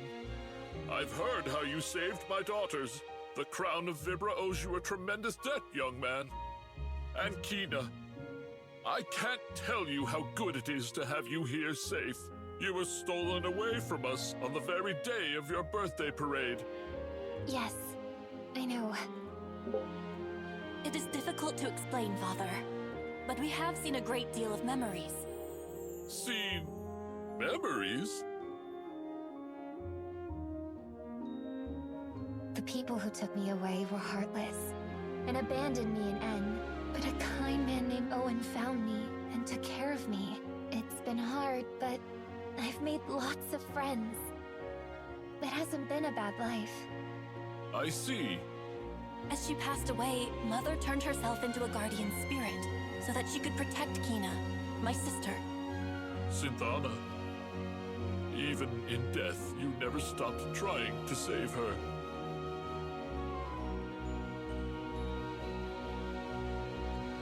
There is something that both of you should know. Rather, something that all of Vibra should know at once. My dear Cheryl, our nation has long been ruled by a proud line of queens. It's been my honor to rule in your place as regent up until now, but I believe Vibra no longer needs me. You shall immediately take the throne and lead Vibra as a proper queendom. Father, isn't this rather sudden? Watching you fight, I have never been more certain of anything. You have the unwavering resolve that this queendom and its people need. It was as if I was looking at your mother, Queen Synthana, her strength and her undying love.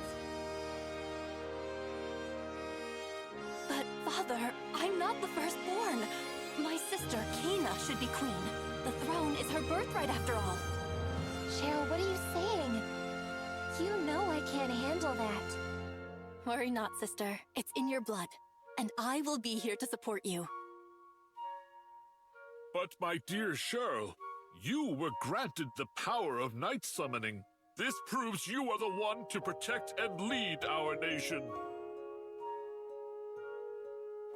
The power you wield, the power of the Knights, is a vibrant institution. Such a power is always and without fail bestowed upon the future queen. Father. And Kina, my dear. Yes?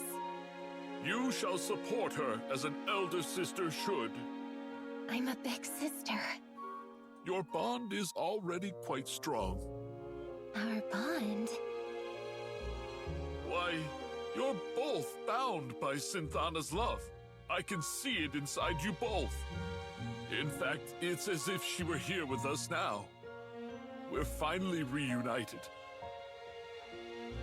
Your powerful bonds have drawn us all together again at last.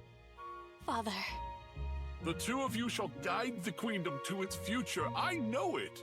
Lead your subjects, but love them, just as you love our family. Speaking of, I still can't believe that you're really here. My Kina. It has been far too long. I'm sorry I couldn't find you, but from now on, we are together. As a family, that's it. A family is all I've ever wanted. Yes, that's right. We're family, my dear. Never forget it.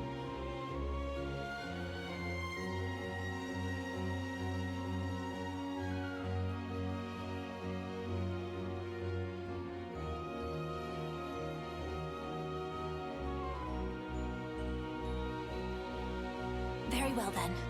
I shall rule this nation alongside my dear sister. Together we shall lead Vibra to a brilliant future. For all of her people. And of course, for family.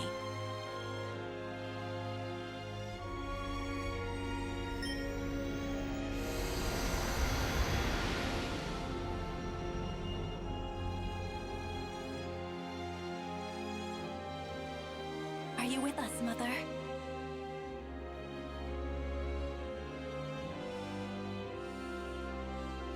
Synthana, I can feel her here with us. Sound the horns! I, Garland, hereby step down as Regent of Vibra. Prepare for Princess Cheryl's enthronement. Yes, Your Highness.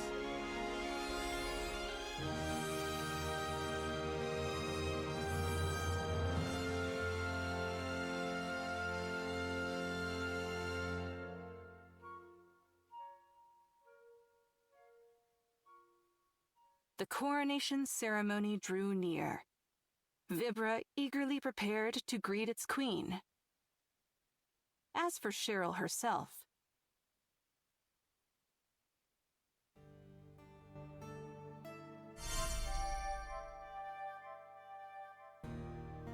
So your journey continues? Even after the ceremony? Yes, Father. I shall not sit idly on a throne while our world teeters on the brink of ruin. Right. As queen, you must act. There's no queendom to preserve if there isn't any world left, yes?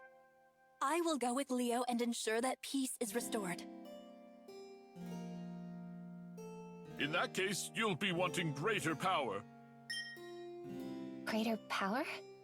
The path is dangerous, but there is a way you can obtain further power. Seek the sacred resting place of the ancient queens of Vibra. There, you will be judged as queen and rewarded if you are found worthy. Sebastian, bring me the you-know-what. Sire.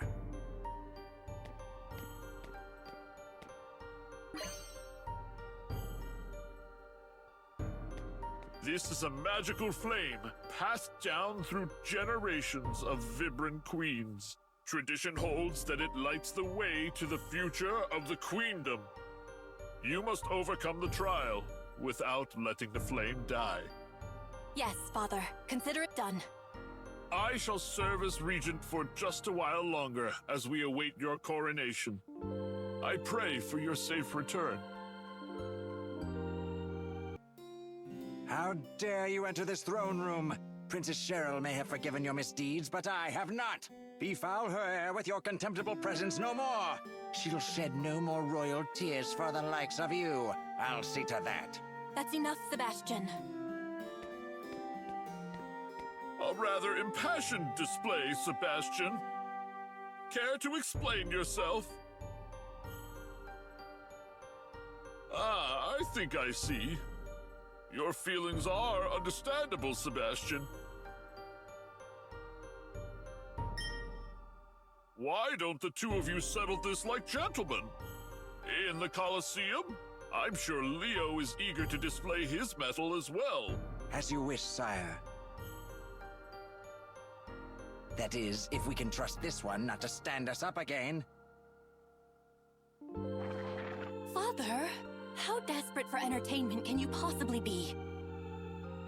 Listen to that crowd! The fight of the millennium is about to begin! At last, satisfaction will be mine.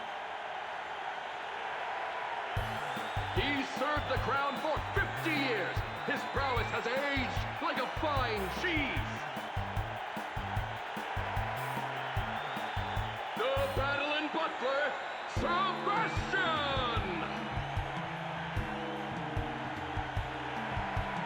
Disgracefully disqualified in his last bout.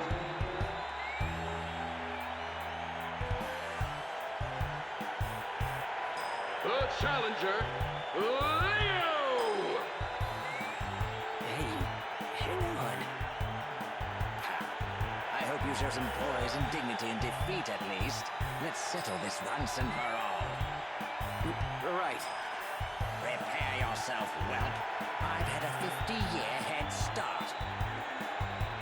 Ready? Ready? Fight!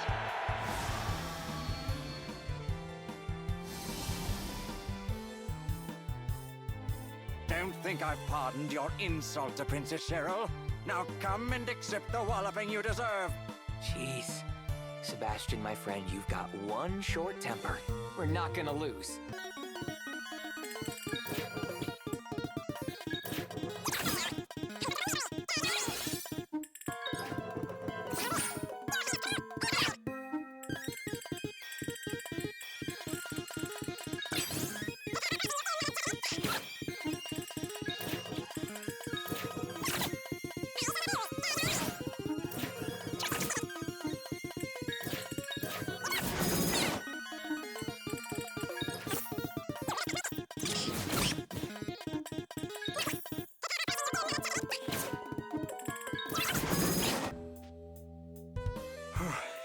Leo, I'll admit I'm impressed. A heinous criminal you may be, but I must admit your power is incredible. Clearly, I needn't insult you with further restraint. Give me your best shot, Sebastian. Whatever it is, I'll smash my way through it. As you wish, then. Hey, shadow clones? Let's see you smash your way through this, Leo.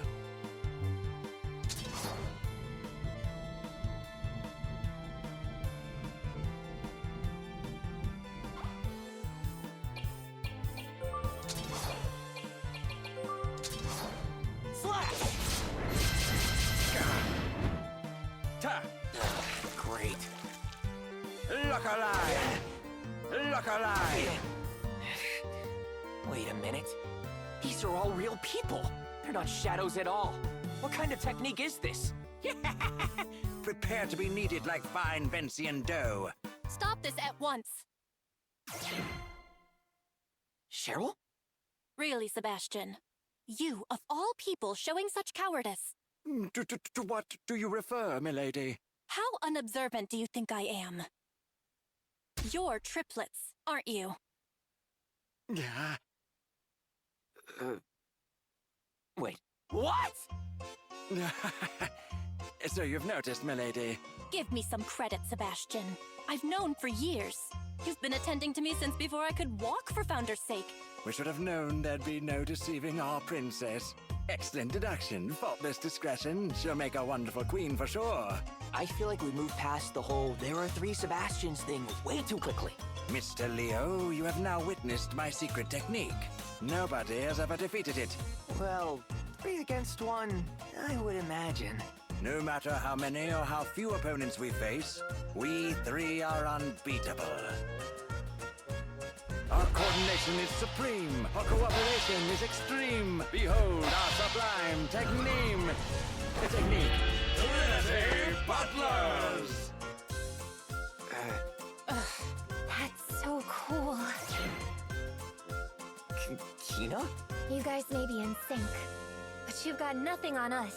That's right. I'm fighting too. Huh? Very well then.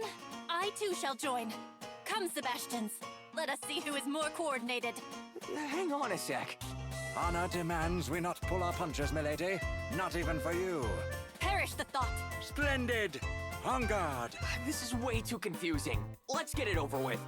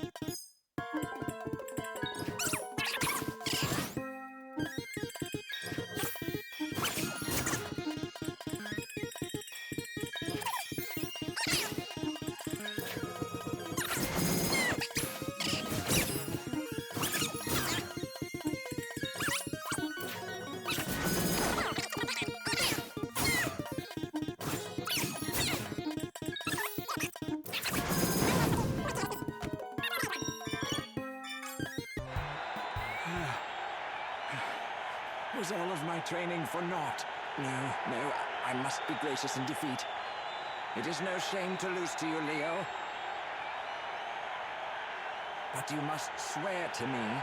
Swear that you will protect Princess Cheryl by any means necessary.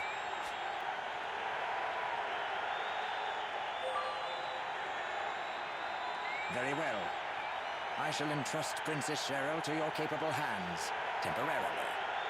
Do not allow a single hair on her royal head to come to harm, even if it means you go bald, or worse.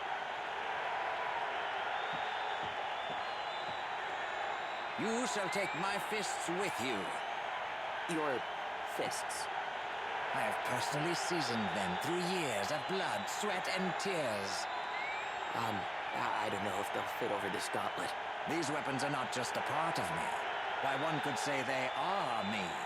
Elegant, powerful, unfalteringly reliable, aged to perfection. Sebastian-ness itself made manifest. I'm sure you'll agree. He's not listening. Come now, boy. Take me with you.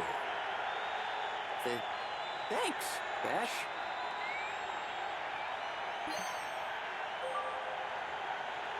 Knuckles, huh? Maybe Zinikr will want them. Aha! Speechless, I see. For all your uncountable faults, you know true quality when you see it. Take care not to disappoint those Knuckles, my boy. I'll know.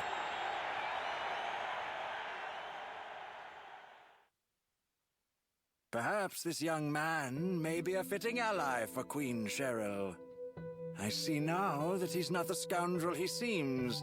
He is tough, but flexible, like fine steel. Very well then, milady. Consider his past sins forgiven. I expect the crown should benefit from his companionship. Queen Cheryl, I pray you don't repay my years of grateful service with undue recklessness. May your intensity and grace bring glory to the name of Vibra. At long last, I can say, long live... Hey, Pops. Shouldn't you be in bed? Oh, ho, ho. I'm right as rain now is. Isn't that so, everyone?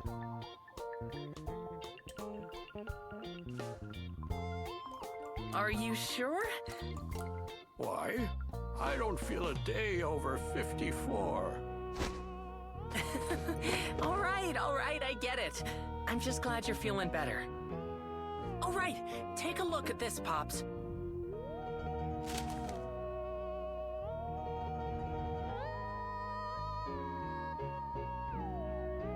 I was so busy thinking about that golem that I forgot to tell you.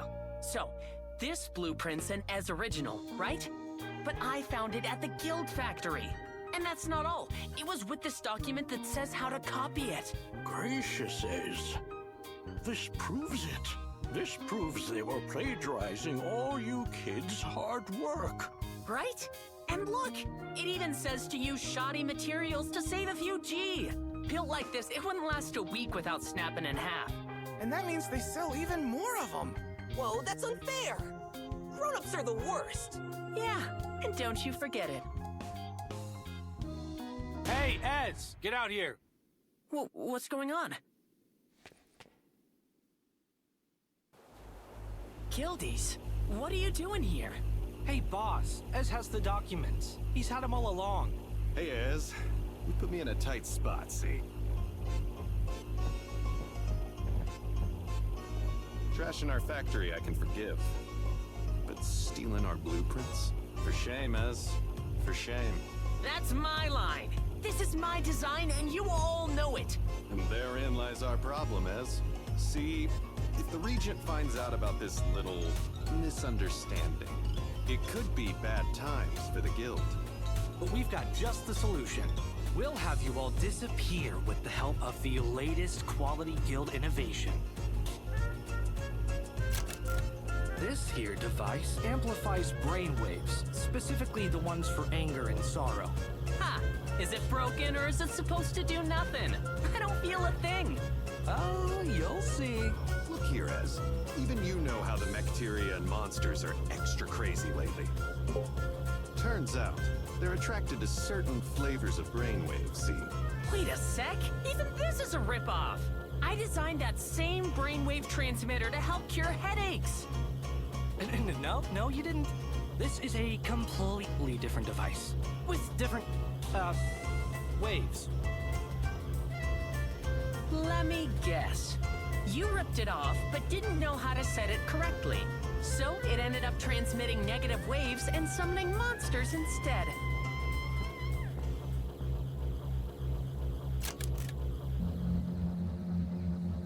Hear that, Ez? Something's on its way.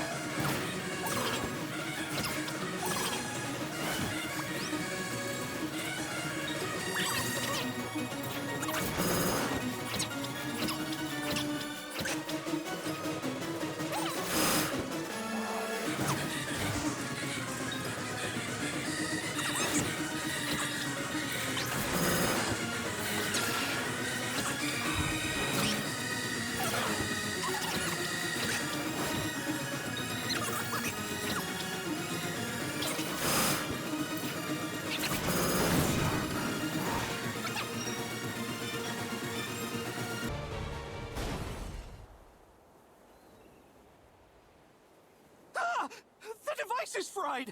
Ah, squeakers. We're all out of options. Okay, fine. Listen up, boys.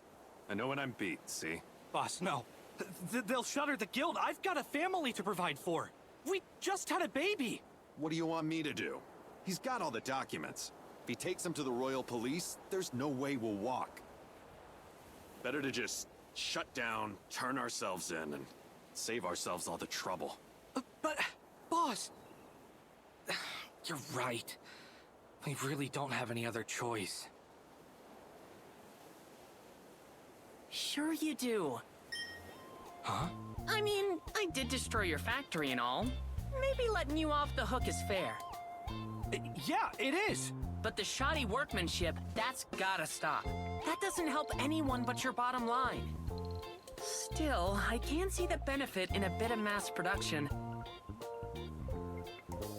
Tell you what, you guildies work here, with us, until your factory's running again. Work here? If we put our heads together, I bet we can figure out a way to make high-quality goods at high volume. How's that for an idea? Keep talking. I'm listening. It came to me when I read over your instructions for copying my design. There's gotta be a way to do that, but in a less skeezy way. You know, I always wanted to try something like that. The technology just hadn't caught up yet. You really mean it is? You'll really look the other way? Why not? It's a win-win, right? Very astute, as my boy.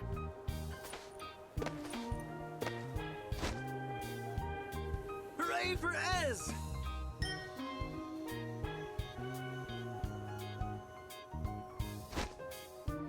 Yeah, hooray for Ez! Always knew there was a reason I liked you, kid.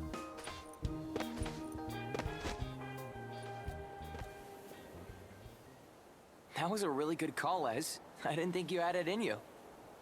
Oh, don't flatter me, bro. I just figured with our skills and their resources, we can't lose, right? Besides, at the end of the day, Vibra's my home.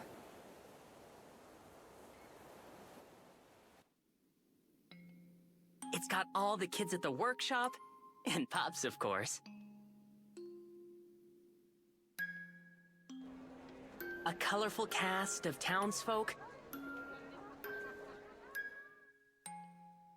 Even the royalty's not that bad. I mean, they've got Cheryl, right? I love them. All of them. Seeing everyone live out their lives every day, doing the best they can, it gets me all fired up too.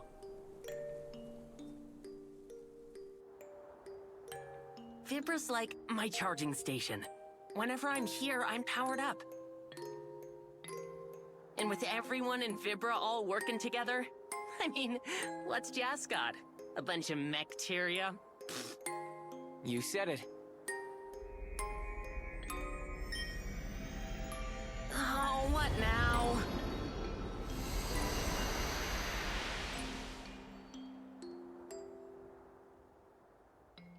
Whoa, it's all tingly. All those feelings for Vibra. The divine artifact must have gotten attuned to them. That's so. The artifact knows a genius when it sees one.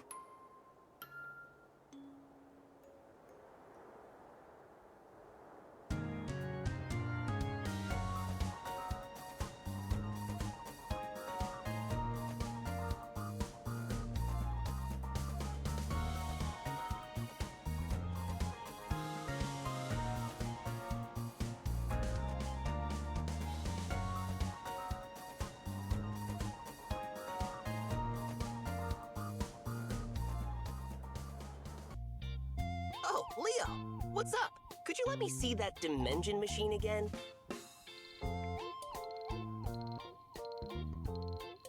Hey, you!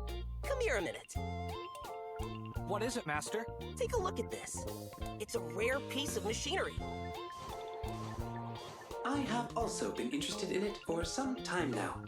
May I have a look as well? Get a load of this build! This isn't the work of any ordinary brain. You're right. It's stunning. The wiring alone is pure artistry. And this component is like something from another world.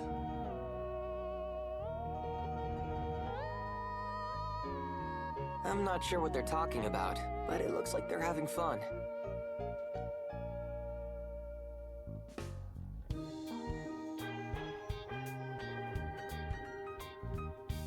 Oh, getting drowsy.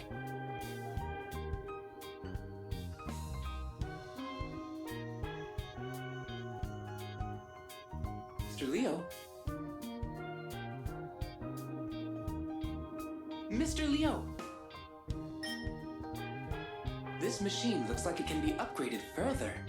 To do that, I need to swap in a smaller circuit board.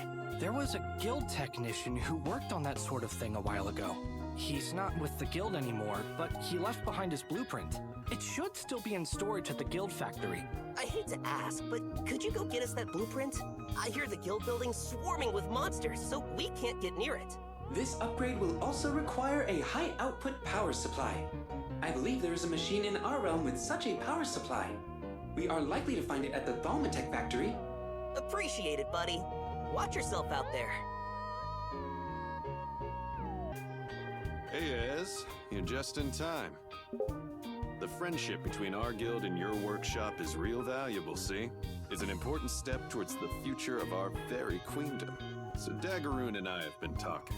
We want to make a special item to commemorate our joint venture. Oh yeah? Sounds like a plan. Here's where you come in.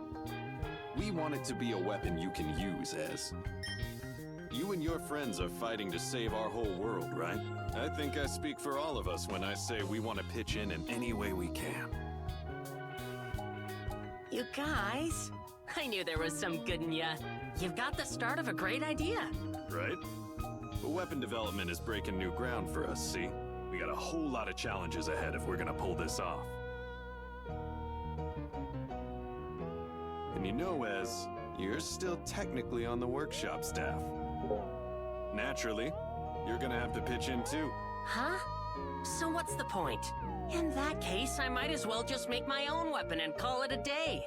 Like I said, we're breaking new ground here with this weapon thing. So we need a little help from someone accustomed to realm hopping. Someone like you, Ez. Fine, I'm in. So, what exactly do you need from me? Let's see here. Ideally, we'd use a material that's durable enough to take any damage, but also pliable enough to modify. Enduring, yet flexible. You describe chaos itself. We may find a suitable material in the Chaos Cavern. This terminal will activate the machine. If we acquire that power supply, it is quite probable that we should make sure that we are prepared.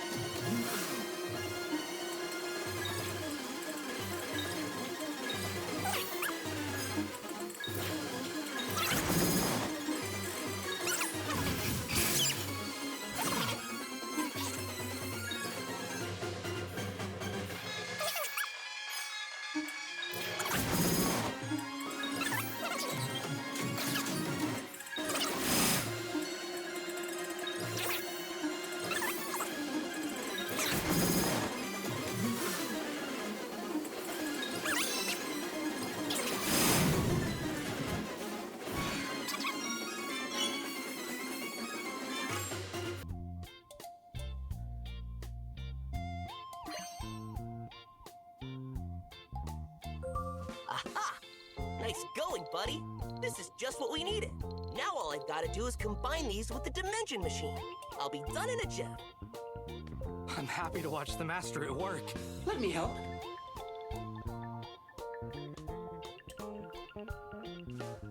I'll just put this here. What is this? Only one way to find out. There! All right, done!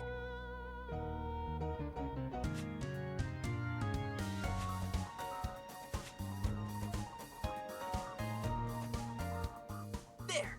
Now it should Thanks for getting those parts. All right, now you get out there and... Keep looking. He's around here somewhere. What are you doing here? Tan called for backup, the rat. We gotta tell the boss. Did they say Tan? Maybe he's nearby.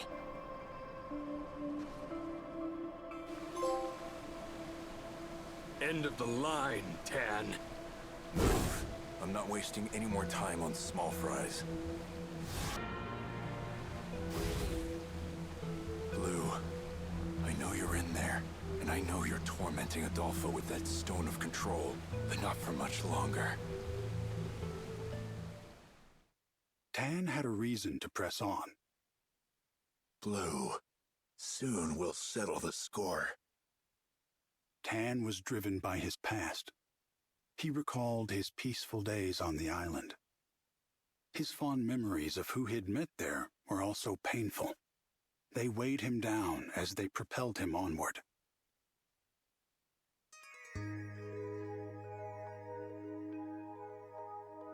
Tan's Grudge, Episode 1.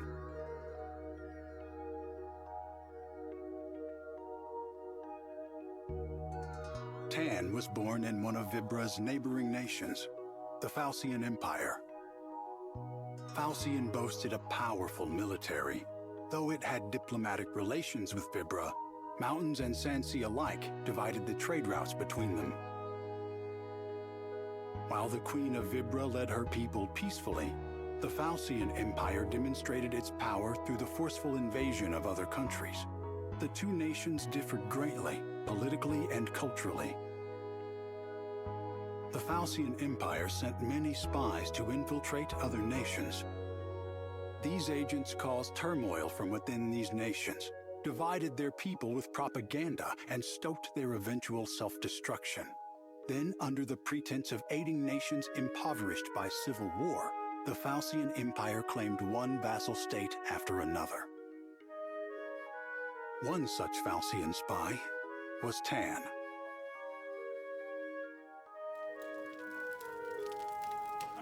You're one of my favorites, you know. One day, a small nation called Dora fell under the Falcion Empire. The Falcion spies gathered in a raucous circle, celebrating their successful mission with wine. Their leader was a man named Blue. Blue wasn't much older than Tan, but he was a stronger fighter. Despite his stern looks, he masterfully adapted his personality to suit any mission, and his charming laughter captured the heart of anyone who saw him. Blue had a magnetic aura that drew people to him. For this very reason, many spies hoped to join his missions. Tan was no different.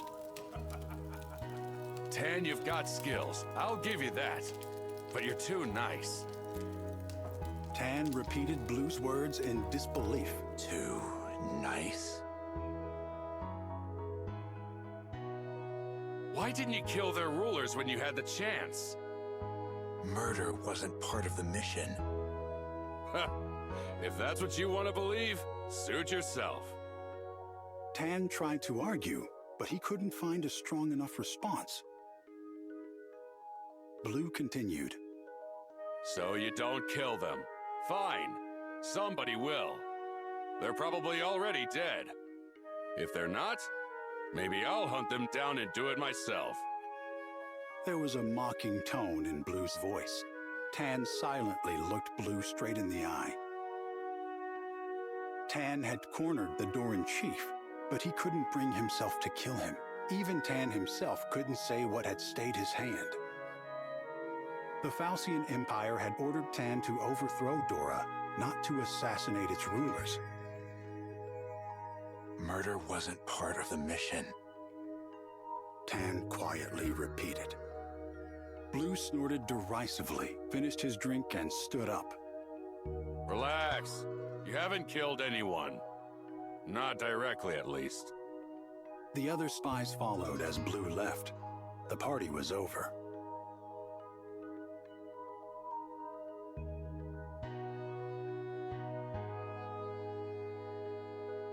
Tan alone remained behind, watching the smoke as it rose from the ashes of Dora.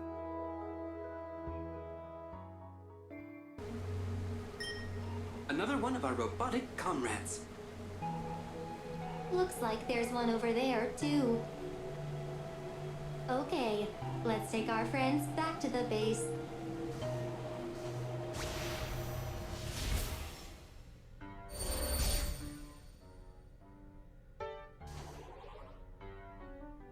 Everything should be okay now. We found you. We found you. Thank you. I feel much safer now. I was well below recommended operational temperatures. Take this with my thanks. I hope you can use it. Thank you. I am sure that we will put it to good use.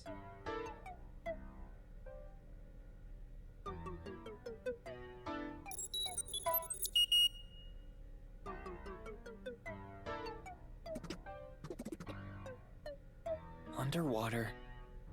That is worrisome. Or else. Last chance.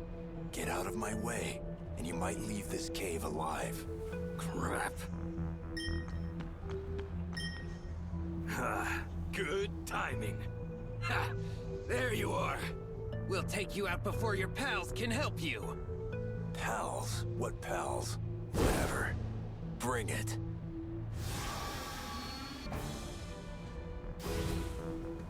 Start saying your prayers, Blue. Tan's Grudge, Episode 2.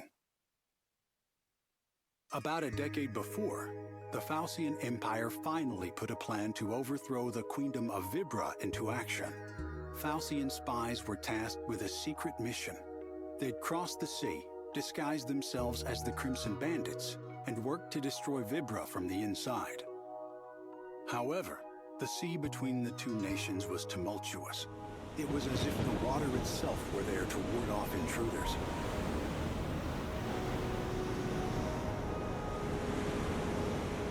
The Falcion Empire's ships were swallowed by titanic waves, like plankton swallowed by whales. While his comrades disappeared one by one into the depths, Tan did not try to fight the violent swells. Instead, he focused on protecting his body with magic. Rather than swim against the sea, he let it carry him where it would. At last, the storm subsided. Tan was left stranded in the ocean like driftwood. His sense of time began to wane, but he knew that if he fell asleep, he would sink down into the sea. He fought to remain conscious, staring unblinkingly up at the sky. Then he noticed a small island at the edge of his vision. Soaked and weary, Tan desperately swam towards this haven.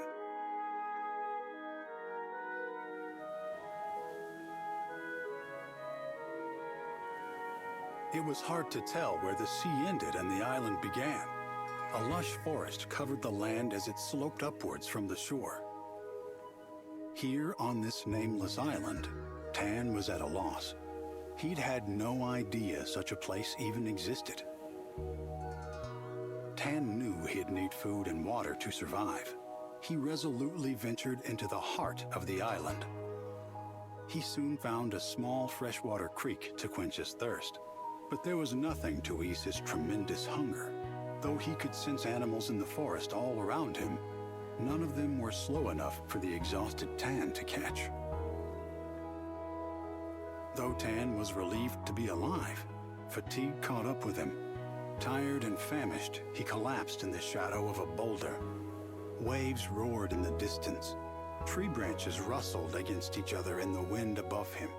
Then he heard a new sound, soft footsteps drawing closer and closer. Tan hurried to grab his short sword, but his vision faltered. Surrendering completely to exhaustion, Tan blacked out.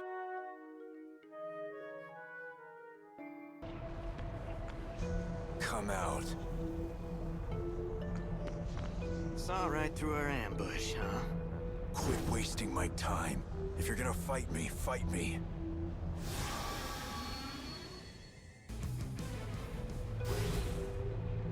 Blue, this all ends here.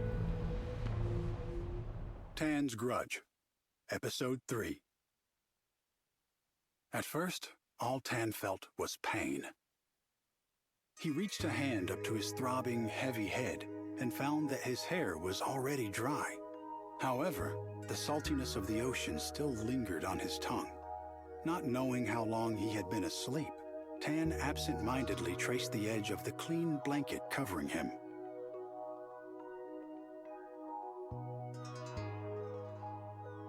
Tan could feel the blood gradually flowing back into his fingertips and sensation returning to his hands. Then, realizing he wasn't alone in the room, he jolted upright. Two beasts stared at him as he lay in bed. They looked like wolves, but their coats had an otherworldly luster. One of the beasts barked at him. The other quietly, motionlessly observed him. The quieter of the beasts was somehow enveloped in a pale light. Tan drew a cautious breath. He scanned the room for anything he could use as a weapon. He saw that he was inside a modest, unfamiliar wooden shack. Drawing on his spy training, he calmly observed his surroundings.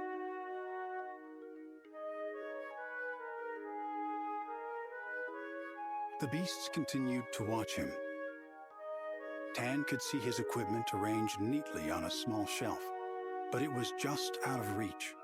Either way, His hands were still half numb from his time stranded at sea, and these beasts were surely far swifter than he was. The more aggressive beast barked again, and at that moment, a door opened to reveal a woman.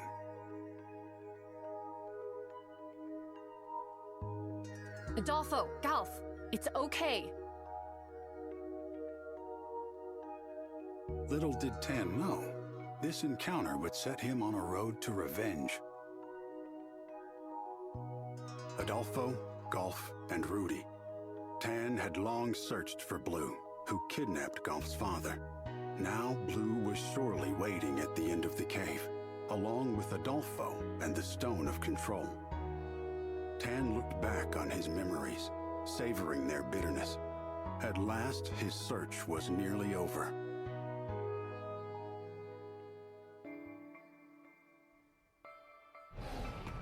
Adolfo, snap out of it. That's Tan. He sounds close. Tan! You again? What are you doing here? What is that? He's Adolfo, Golf's father.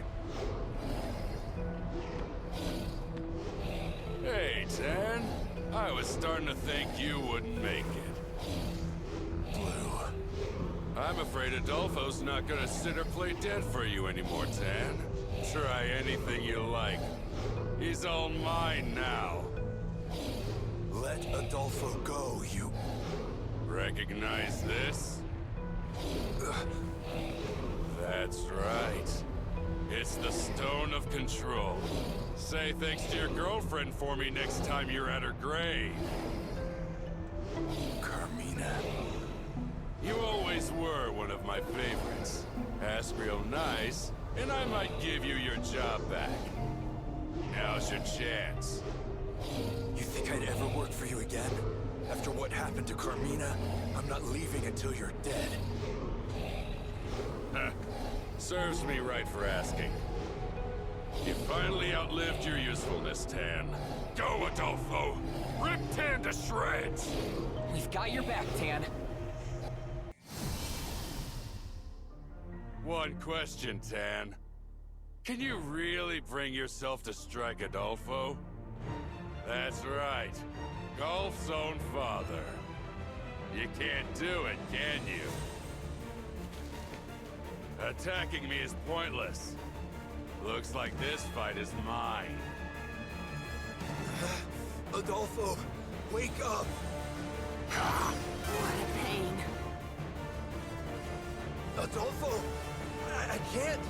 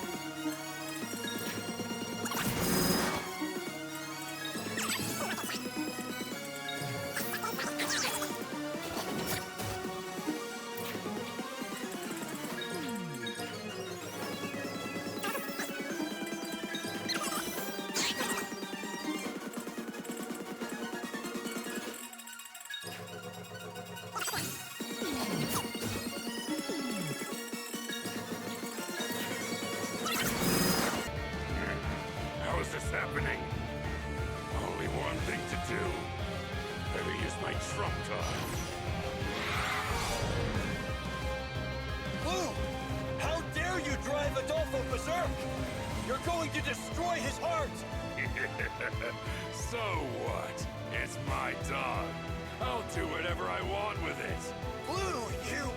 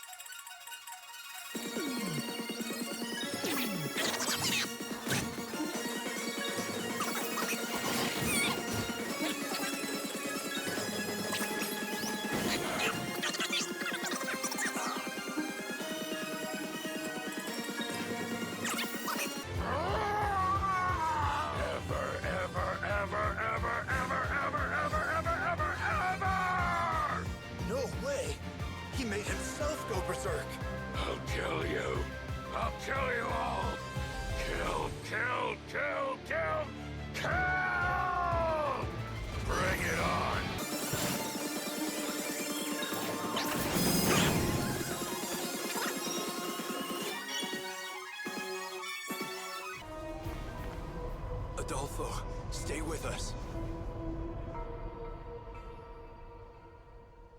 Adolfo's gonna make it. Thank you. Thank you.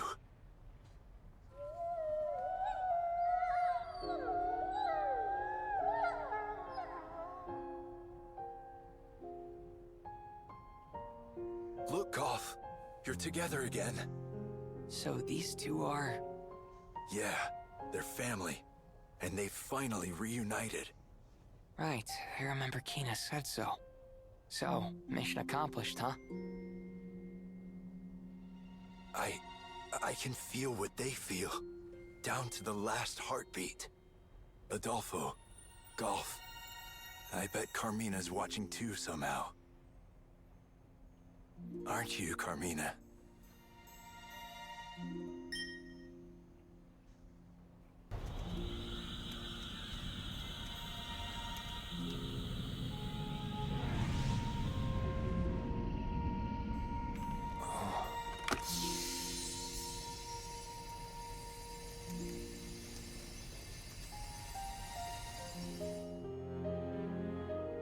What's this thing on my face?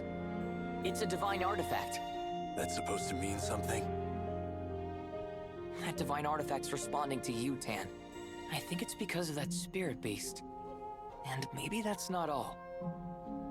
I don't know who this Carmina is, but she sounds really important to you.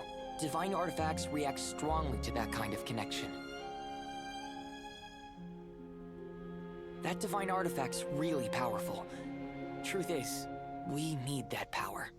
Yeah, word gets around. You guys are the ones trying to stop the mecha infestation, right? They say you even fought off the malevolent god. Is it true? There's a bit more to it than that. But yeah, and we could really use your help. I'm in. I owe you one anyway. Besides, these guys aren't too crazy about Mecteria either. We'll take you back to Valrika's lab for now. It's kind of our home base.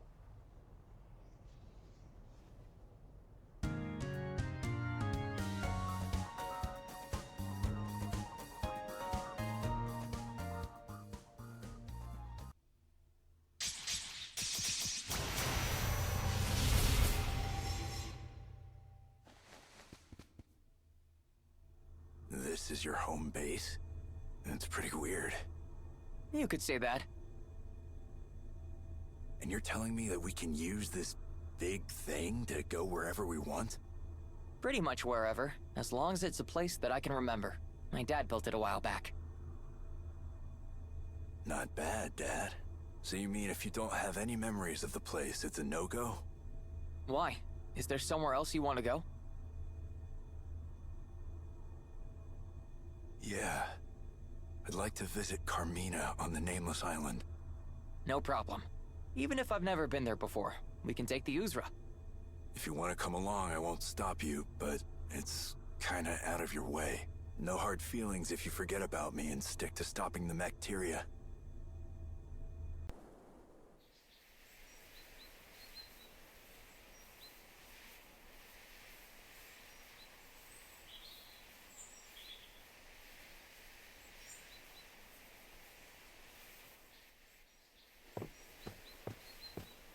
Never thought I'd come here again.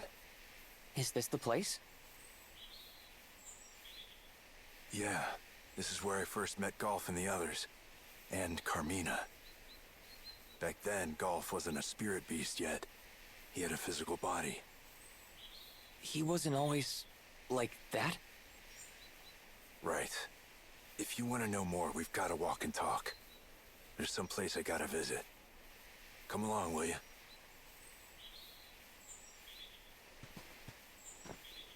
We won't be able to go any farther if the mist stays this thick.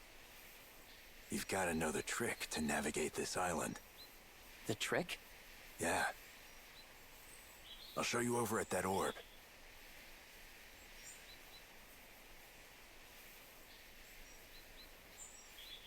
Give the orb a shot of magic. That should clear the way. Hey, can I ask you something? If you've gotta. Are Golf and the other beasts native to this island? No, they're not. Carmina brought them when she fled here from somewhere else.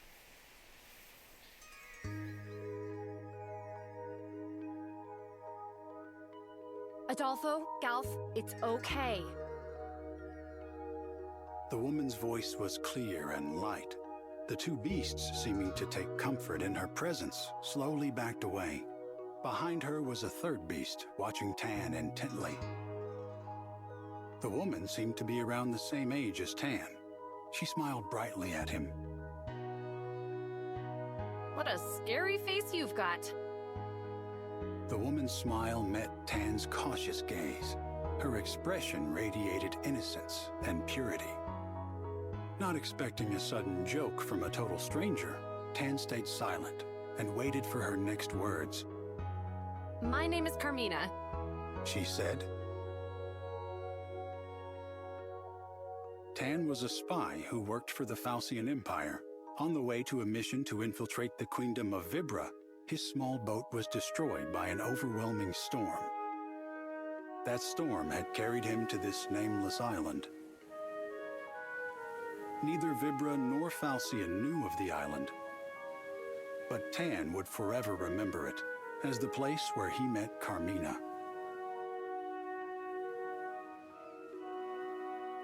Tan and Carmina, Episode 1.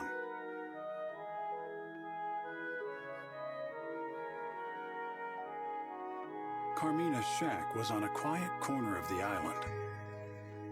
The shack's walls were made of logs, clumsily stacked together, clearly not the work of a professional. However, the room was filled with quality furnishings. Whoever Carmina was, she'd once enjoyed some degree of luxury. Carefully observing Carmina and her movements, Tan gathered that she relied on the beasts for her survival. Carmina's lustrous, wolf-like companions were expert hunters, and they brought food back to her on a daily basis. I have something to ask you, just out of curiosity. By now, Tan's wounds from the storm had completely healed. Still, Carmina never told him to leave her shack.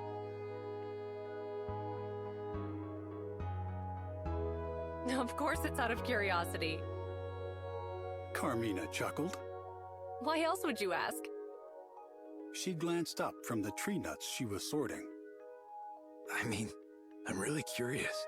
About you and this place, I'm nothing but curiosity. Tan's sudden burst of candor surprised even himself. Flustered, he continued shelling the nuts as if he'd said nothing. Well, go on, ask away. Adolfo and the others, they're not from this island, are they? Is that the only question you have? Sure. You're a bad liar. I know there's more that you want to ask. There is, but for now, you saved me. That's enough for me. Carmina chuckled once again. You're a kind person, Tan. I can tell. Said Carmina, gazing into Tan's eyes. I'm kind? And here I'd always thought the people of Falcion were all cold-blooded.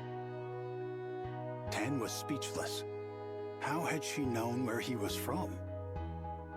Your gear gave it away. And you're from Dora, right? Dora was one of many small nations that Falcion had invaded, destroyed, and taken over. Dora no longer appeared on any map. Its culture and language had been wholly consumed by the Falcion Empire.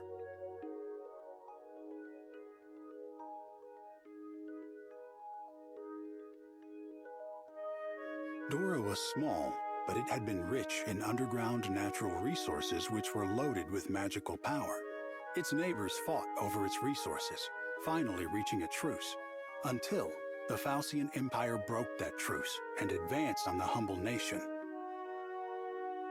The Falcion Empire seized control of Dora in a flash. It became little more than a military outpost from which Falcion attacked other neighboring nations.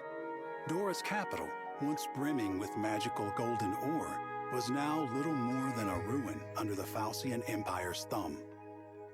And that's not all. You were close to Doran nobility. What makes you think that?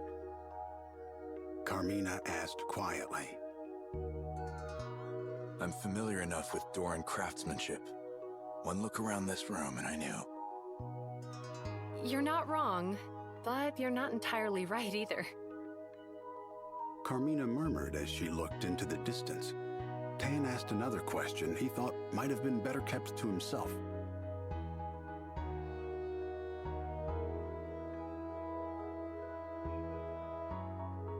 You're the chief's daughter, aren't you? Carmina nodded. Tan felt a strange sensation, like blood draining from his fingertips. He saw again what he had witnessed that day, the day Dora fell, hanging in the air behind Carmina like a backdrop. I'm sorry. What are you apologizing for? It's not like you had any hate for Dora, did you? Carmina stood up and opened the window of the shack. The subtle scent of the sea and the whispers of the forest surrounded the two of them in an instant. The three beasts gathered around Carmina's feet, a low rumbling in their throats.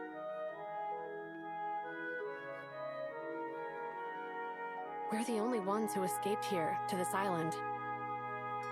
Said Carmina, stroking the beasts tenderly. Adolfo gave his life to shield me from an incoming arrow. But my father, our chief, revived him. In his final moments, he used Doran magic to turn Adolfo into a spirit beast. But I'll never know whether that's a choice Adolfo would have made for himself. Carmina looked up from the beasts to face Tan.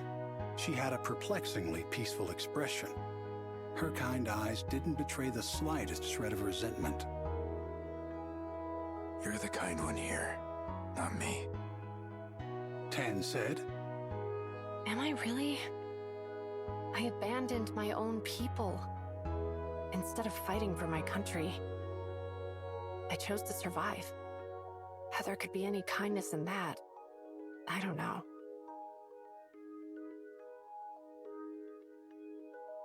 I ran away too, said Tan. But that's different. Is it? Look, from one runner to another, I get it. Tan stared straight back into Carmina's eyes. I get that there's excruciating guilt in your heart. And I get that you pushed through the pain and chose to survive. Isn't that right? Carmina nodded sheepishly. Yes, you may be right. I'd like to think I'm kind too. But maybe that's just my way of hiding the pain in my heart. Whatever the reason, your kindness saved my life. So as far as I'm concerned, it's real. Sincerity shone from Tan's eyes as he looked at her. She smiled back at him again. Thank you. Tan, I knew you were kind too.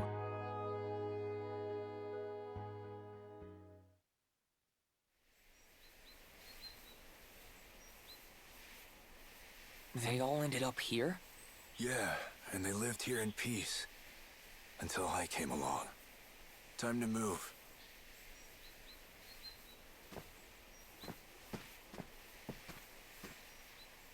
Watch your step, Leo. Jeez, what happened here?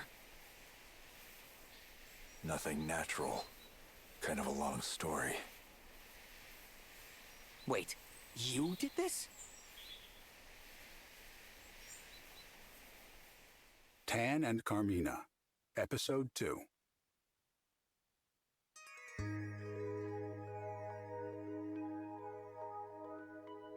That night, Tan rose quietly from bed and quickly dressed to go. He decided to leave his sharp short sword and other weapons behind. Maybe Carmina could use them to protect herself, or at least for cooking, he thought.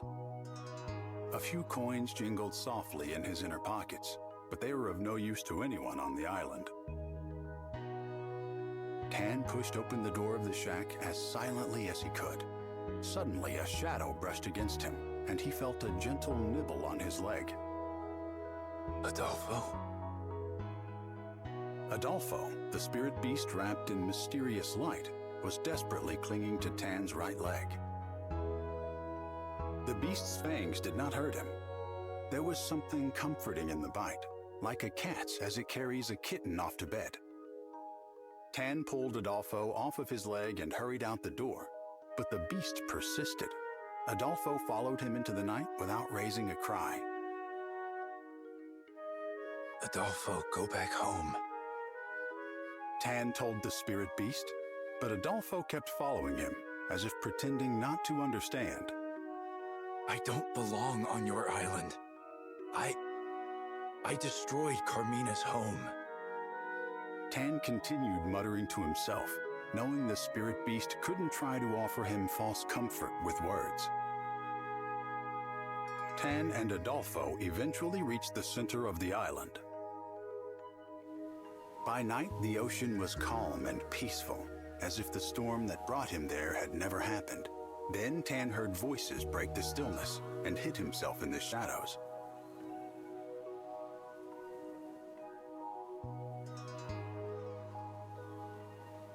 This island is right between Falcion and Vibra.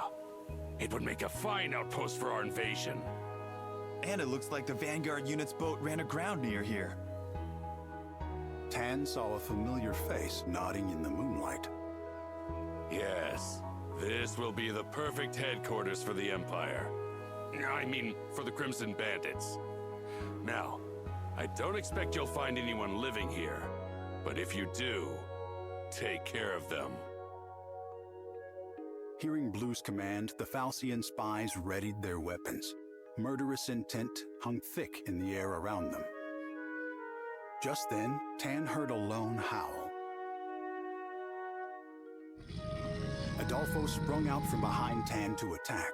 His claws flashed as he gave a fearsome roar to intimidate the infiltrators. The spies were shocked by the sudden assault. Adolfo swiftly extinguished their torches. Despite all their rigorous training, the invaders' eyes were no match for the spirit beasts in the darkness. Adolfo knocked out one of the spies, allowing Tan to step in and scoop up his weapon. Blue immediately caught sight of him and called out, "There's someone here! Take him down!" growled fiercely. Tan steeled his resolve. Blue! Tan cried out as he launched himself off the ground, swords point first, towards his former leader. Blue sensed Tan's murderous energy behind him and dodged. Tan's blade missed him by a hair. Ha! So you're alive! Blue laughed loudly, mockingly. Tan hopped back, putting some distance between himself and Blue.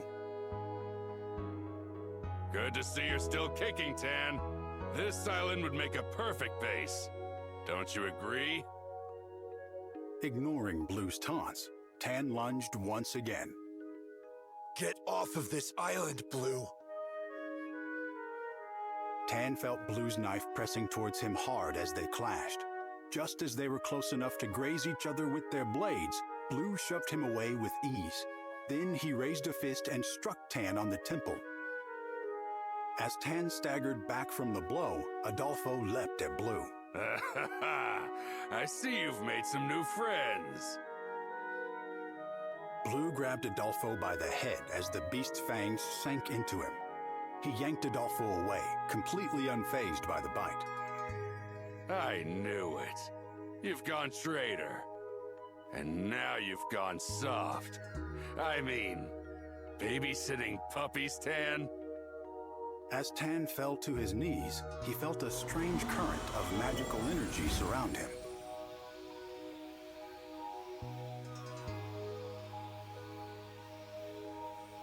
What's with this mist? Blue murmured with uncertainty. A cold fog wrapped around Tan as if it had purpose. Small particles of water soaked into his skin. Blue struggled to slash away at the mist around Tan, but it showed no signs of dissipating. Before long, everything around them was shrouded in thick, white fog. Blue fired spell after spell through the fog. However, unable to see clearly, he struck his own comrades. Human screams echoed through the fog, along with Adolfo's barking cries. The noise grew dim in Tan's ears. Tan! Suddenly, Carmina's voice rang out to him. The magical mist had come from Carmina. The Nameless island was dotted with large metallic orbs created by Doran magic. It had been a long time since Carmina had used her powers, but now she wielded them to put an end to the fight. Blue! Tan called out again to the man he meant to slay. His answer came in the form of a sharp wave of magic that slashed across Tan's cheek. Around this fresh wound, Tan felt a shift in the movement of the air. He could sense that Blue was preparing a particularly fearsome spell. Blue bent down, pressing his palm against the soil below him. He channeled all of his power into the land itself. Tan felt the particles of mist jump from his skin. A moment later, the earth shook violently as a great rift opened in the ground. The fissure grew, destroying everything in its path. The ground under Tan's feet collapsed.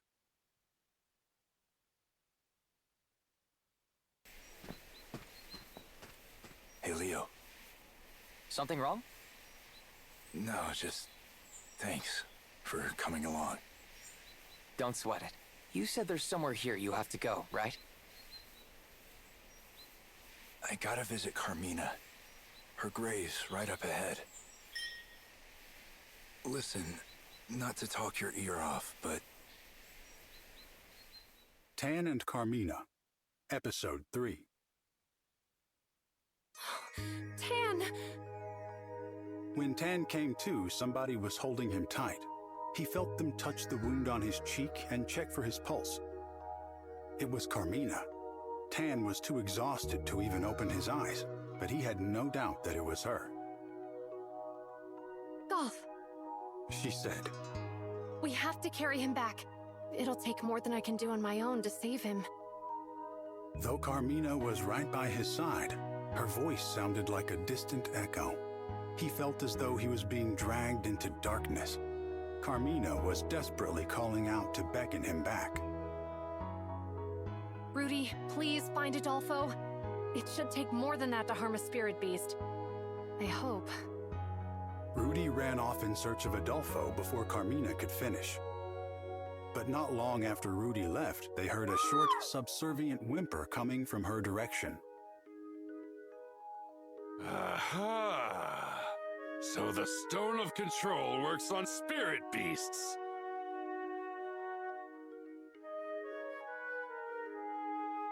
The triumphant voice belonged to Blue.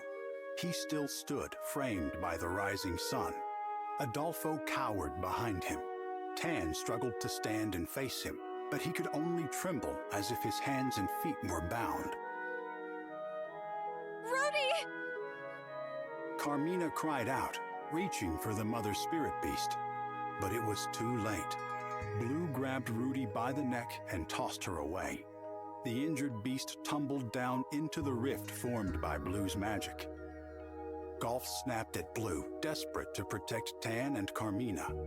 But Adolfo mercilessly drove Golf away from his new master. This Stone of Control is something else.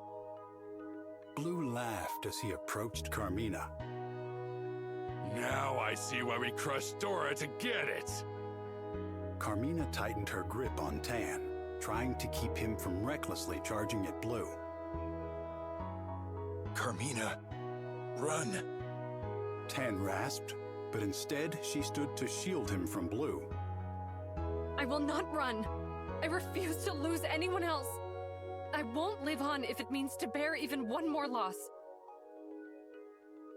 Carmina's entire body began to glow with blue light. Mist gathered around her, soon spreading out to engulf Adolfo and Blue. Adolfo, I'm sorry. But now it's my turn to protect someone. Let me do one thing, one act of kindness that I can be proud of. Carmina converted all of her life force into light. With one final burst of Doran magic, she drove out the invaders.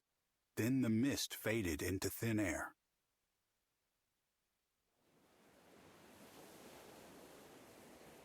Wrapped in sunset, the island felt truly deserted. Tan woke sluggishly and took Carmina's body in his arms. He called her name again and again, but it was to no avail. Carmina would never smile for him again. Tan got unsteadily to his feet, still racked with pain. At the very least, he wanted to give Carmina a proper burial. Then he saw something slip past his leg. This something glowed with a blue light and moved like a prowling wolf. It circled its way around him again, then let out a mournful howl. Golf? Golf, is that you? As Tan reached towards the blue light, it grew eyes, then ears, then tails. He gently rubbed Golf's head. The warmth that he had once felt under Golf's fur was now gone. But Golf, now transformed into a spirit beast, gave a short growl at Tan's touch.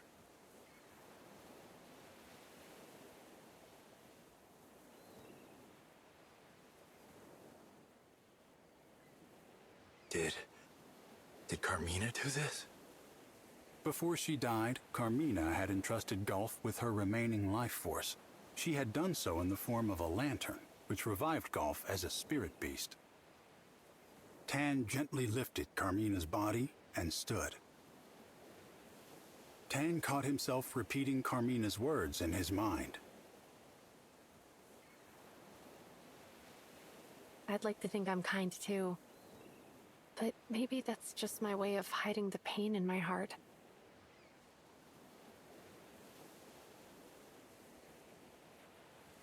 That's not all it was, Carmina. You were really, really kind. It's your kindness that saved me. And I couldn't do anything in return. Tan gazed out at the world illuminated by the sinking sun. A faint beam of light stretched across the horizon. Golf howled sorrowfully at the darkening sky. In his cry, Tan felt as if he heard Carmina's final wishes. Yeah, you're right, Golf. Let's find Adolfo. In response, Golf howled, high and with determination.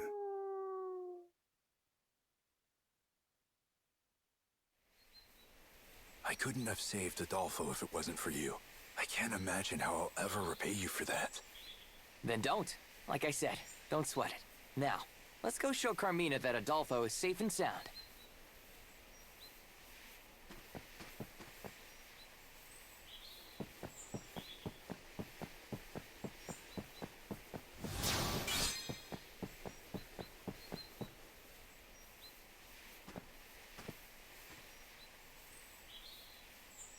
So, this is Carmina's. Yeah. I'm home, Carmina.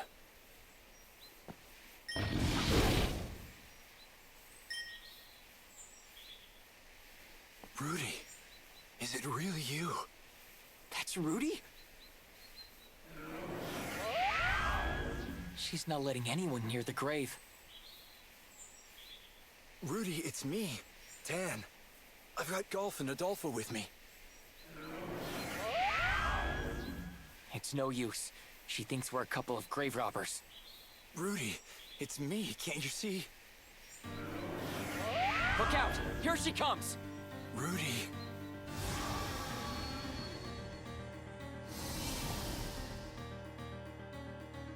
Rudy! Wake up! So you're a spirit beast now. I'm sorry for leaving you behind. But we need you, Rudy. Lend us your strength. This might get a little rough, but we're all out of options. We're going to defeat you, Rudy, and take you back with us.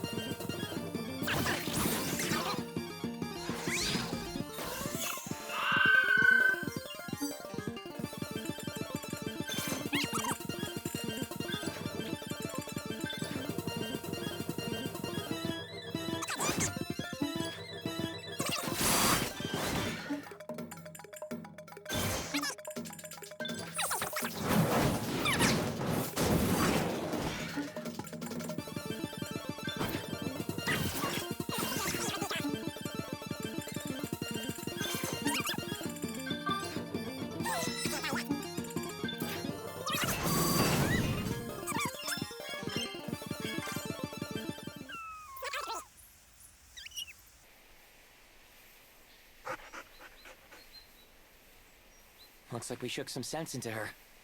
So you've been protecting this place. And Carmina.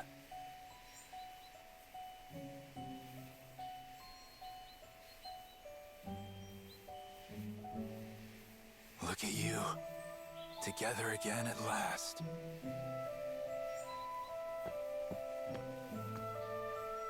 Carmina, I hope you can see this. Your family's together again. Thank you, Tan. I always knew you were truly kind.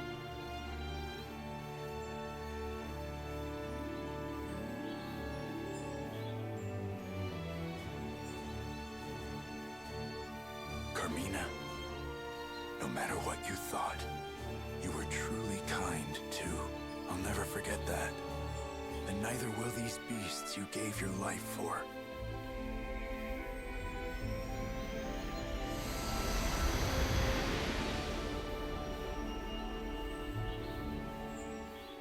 Carmina, is it you? I get it now. I can feel you with us, Carmina.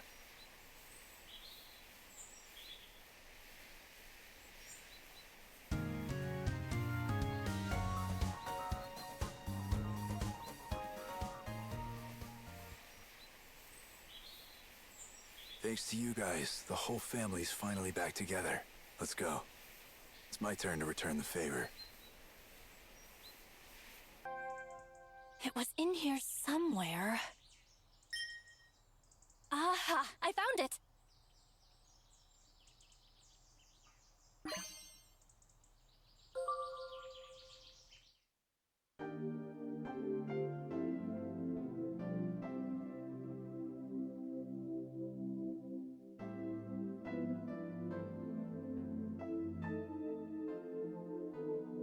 This takes me back. Me too. It's so cozy and familiar. I hear this is a recording of a wandering minstrel from somewhere far away.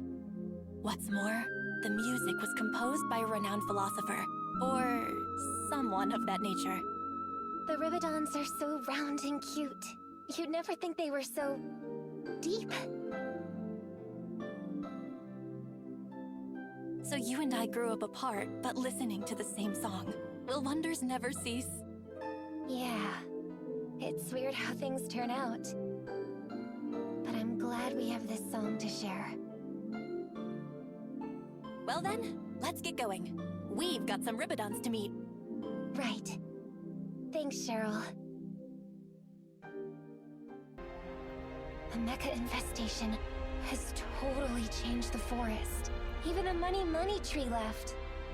We better do something before it gets any worse. You think those Ribbidons are okay? Ribbidons are really wise, so I'm sure they're getting by. But we should still try and make sure. Yeah, of course. Let's keep going. Thanks for coming along, Leo.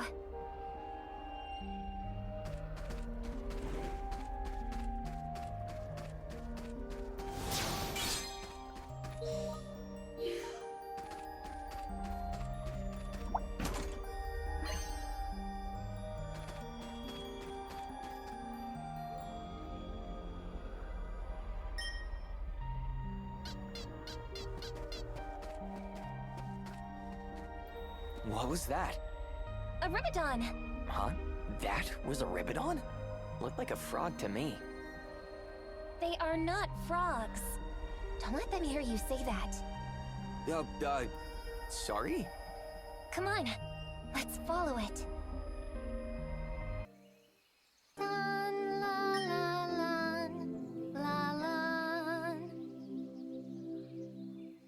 Your move, Kina. Okay, I'll give it a try. I'll try singing it. Dun, la, la, lan, la, lan.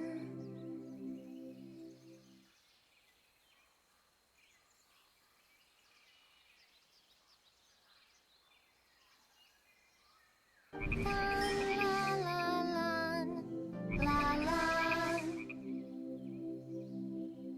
Dun, la, la, lan, la, lan.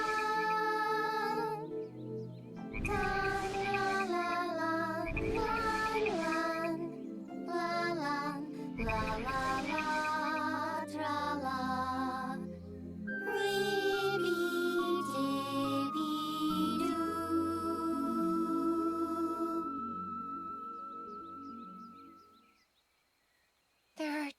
so many. Yeah, that's a lot of ribbodons. Something's been troubling me. Will you guide me with your wisdom? Very well, Ribbit. What disturbs you, human? Thank you. Okay, so I... Hold it right there, Ribbit. Shall we sweat it out? Sweat? In formation, everyone!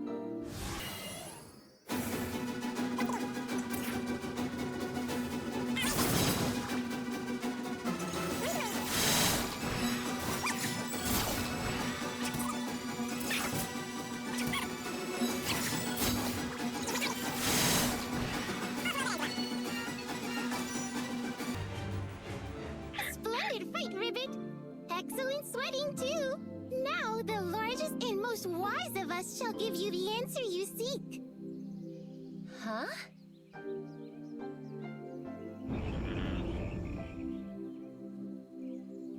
Whoa! So, I have a question. True answers can only be revealed through combat. On guard! Ribbit!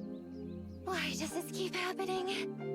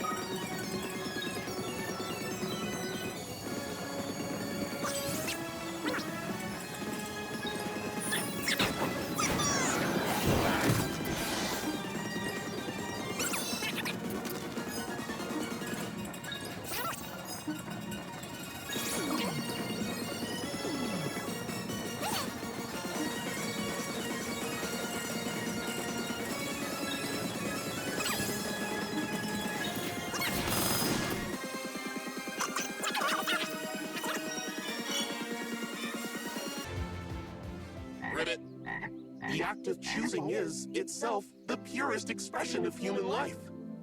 My family, my birth father and sister, are Vibran royalty. But Owen is like family too. How can I choose between them? You must make a choice, Ribbit. But you needn't choose one over the other. What do you mean? Love, Ribbit, comes in many forms. Which is it that you truly seek? A family befitting the love you have? Or perhaps a love befitting the family you have? I get it. I think. Ribbit, it appears you have found your answer. You must be honest with yourself and follow your feelings in earnest. Ribbit, doing this, the answer is simple. You're right. I'll let Owen know exactly how I feel. Thank you. Ready to talk to Owen now? Yeah. Let's go right to him.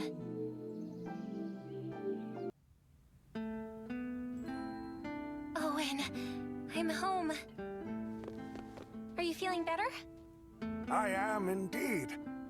You've got a long road ahead of you. Stay a while and rest while you can. Anyhow, how goes the journey? Well, I haven't found all the answers I'm looking for. But at least I'm out seeing the world. I see. I should give them some space. And...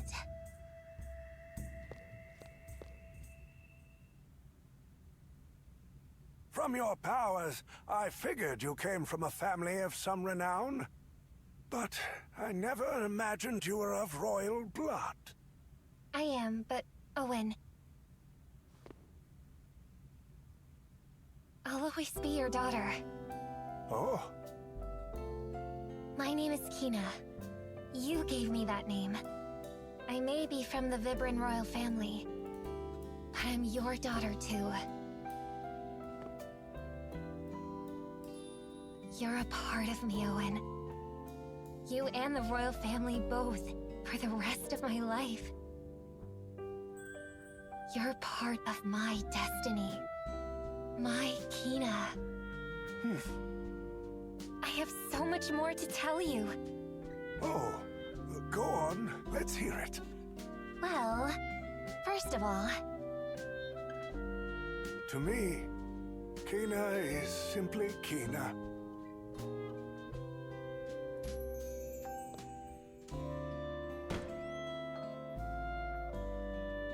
I may as well rest up while I'm here.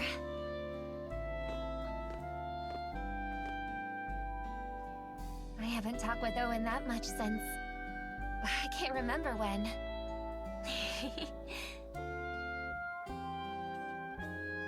Maybe I'm finally ready. Come on, Kina. Think of Owen and say it.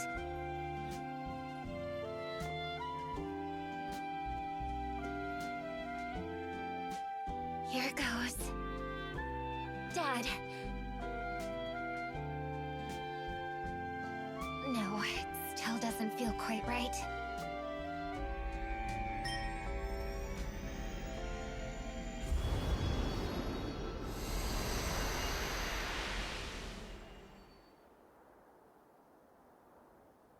Huh? What is this that I'm feeling? This smell. It's strange, but also comforting. I can feel Mother's power. And her kindness. But it's not just her. I can feel Owen in there too. And everyone else. It feels like their hearts are beating with mine.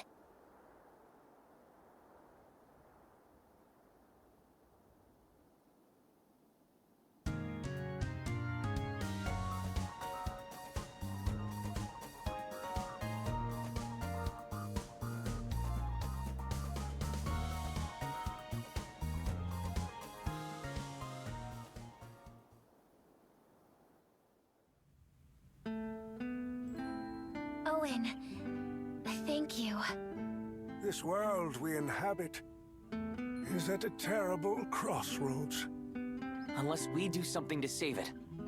Given how steadfastly you've chased your destiny so far, I know the world's in good hands. Okay then. We better get going. Farewell. And Leo, take care of Kina for me. Will do. Also, Kina, I have something for you. It's a jewel. Take it with you. I hope you'll find it useful. Thank you, Owen.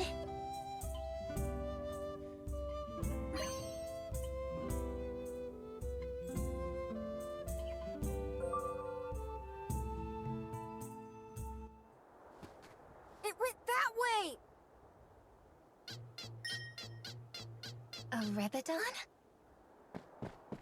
Hey, you guys! See a big frog-looking thing come through here? No. Nothing over this way. Yeah, I didn't see anything. Aw, nuts. He must have run off a different way. Hey! Let's go check over there! Thanks, guys! I hate to lie, but I don't think we want them catching the Ribidon. What's going on anyway? They'll have to ask the Ribidon. Those kids are all gone. You can come out now. What are you doing here? When I saw you in the forest, I decided to try to observe more humans, Rivet. So you came all the way to town? That's right, Rivet. But as soon as I got here, those little humans started chasing me. Ribidons like you are rare. It's a big deal for them to see you. Where can he observe humans without humans observing him? Well, I learned about people at Owen's shop. Why not stay there? He gets all sorts of customers. And I bet none of them will notice you. Let's see if Owen's on board. Oh, what's all this then? I know we just left, but we need a favor. Here's the thing, Owen. Oh, I see. Well, can he stay here? You know I'd never turn you down. Great! There are those who chase me around, while others simply let me be, Rivet. Humans are diverse, and that's what makes them so interesting. Thanks, Owen. We owe you one. Not at all. I could use the company.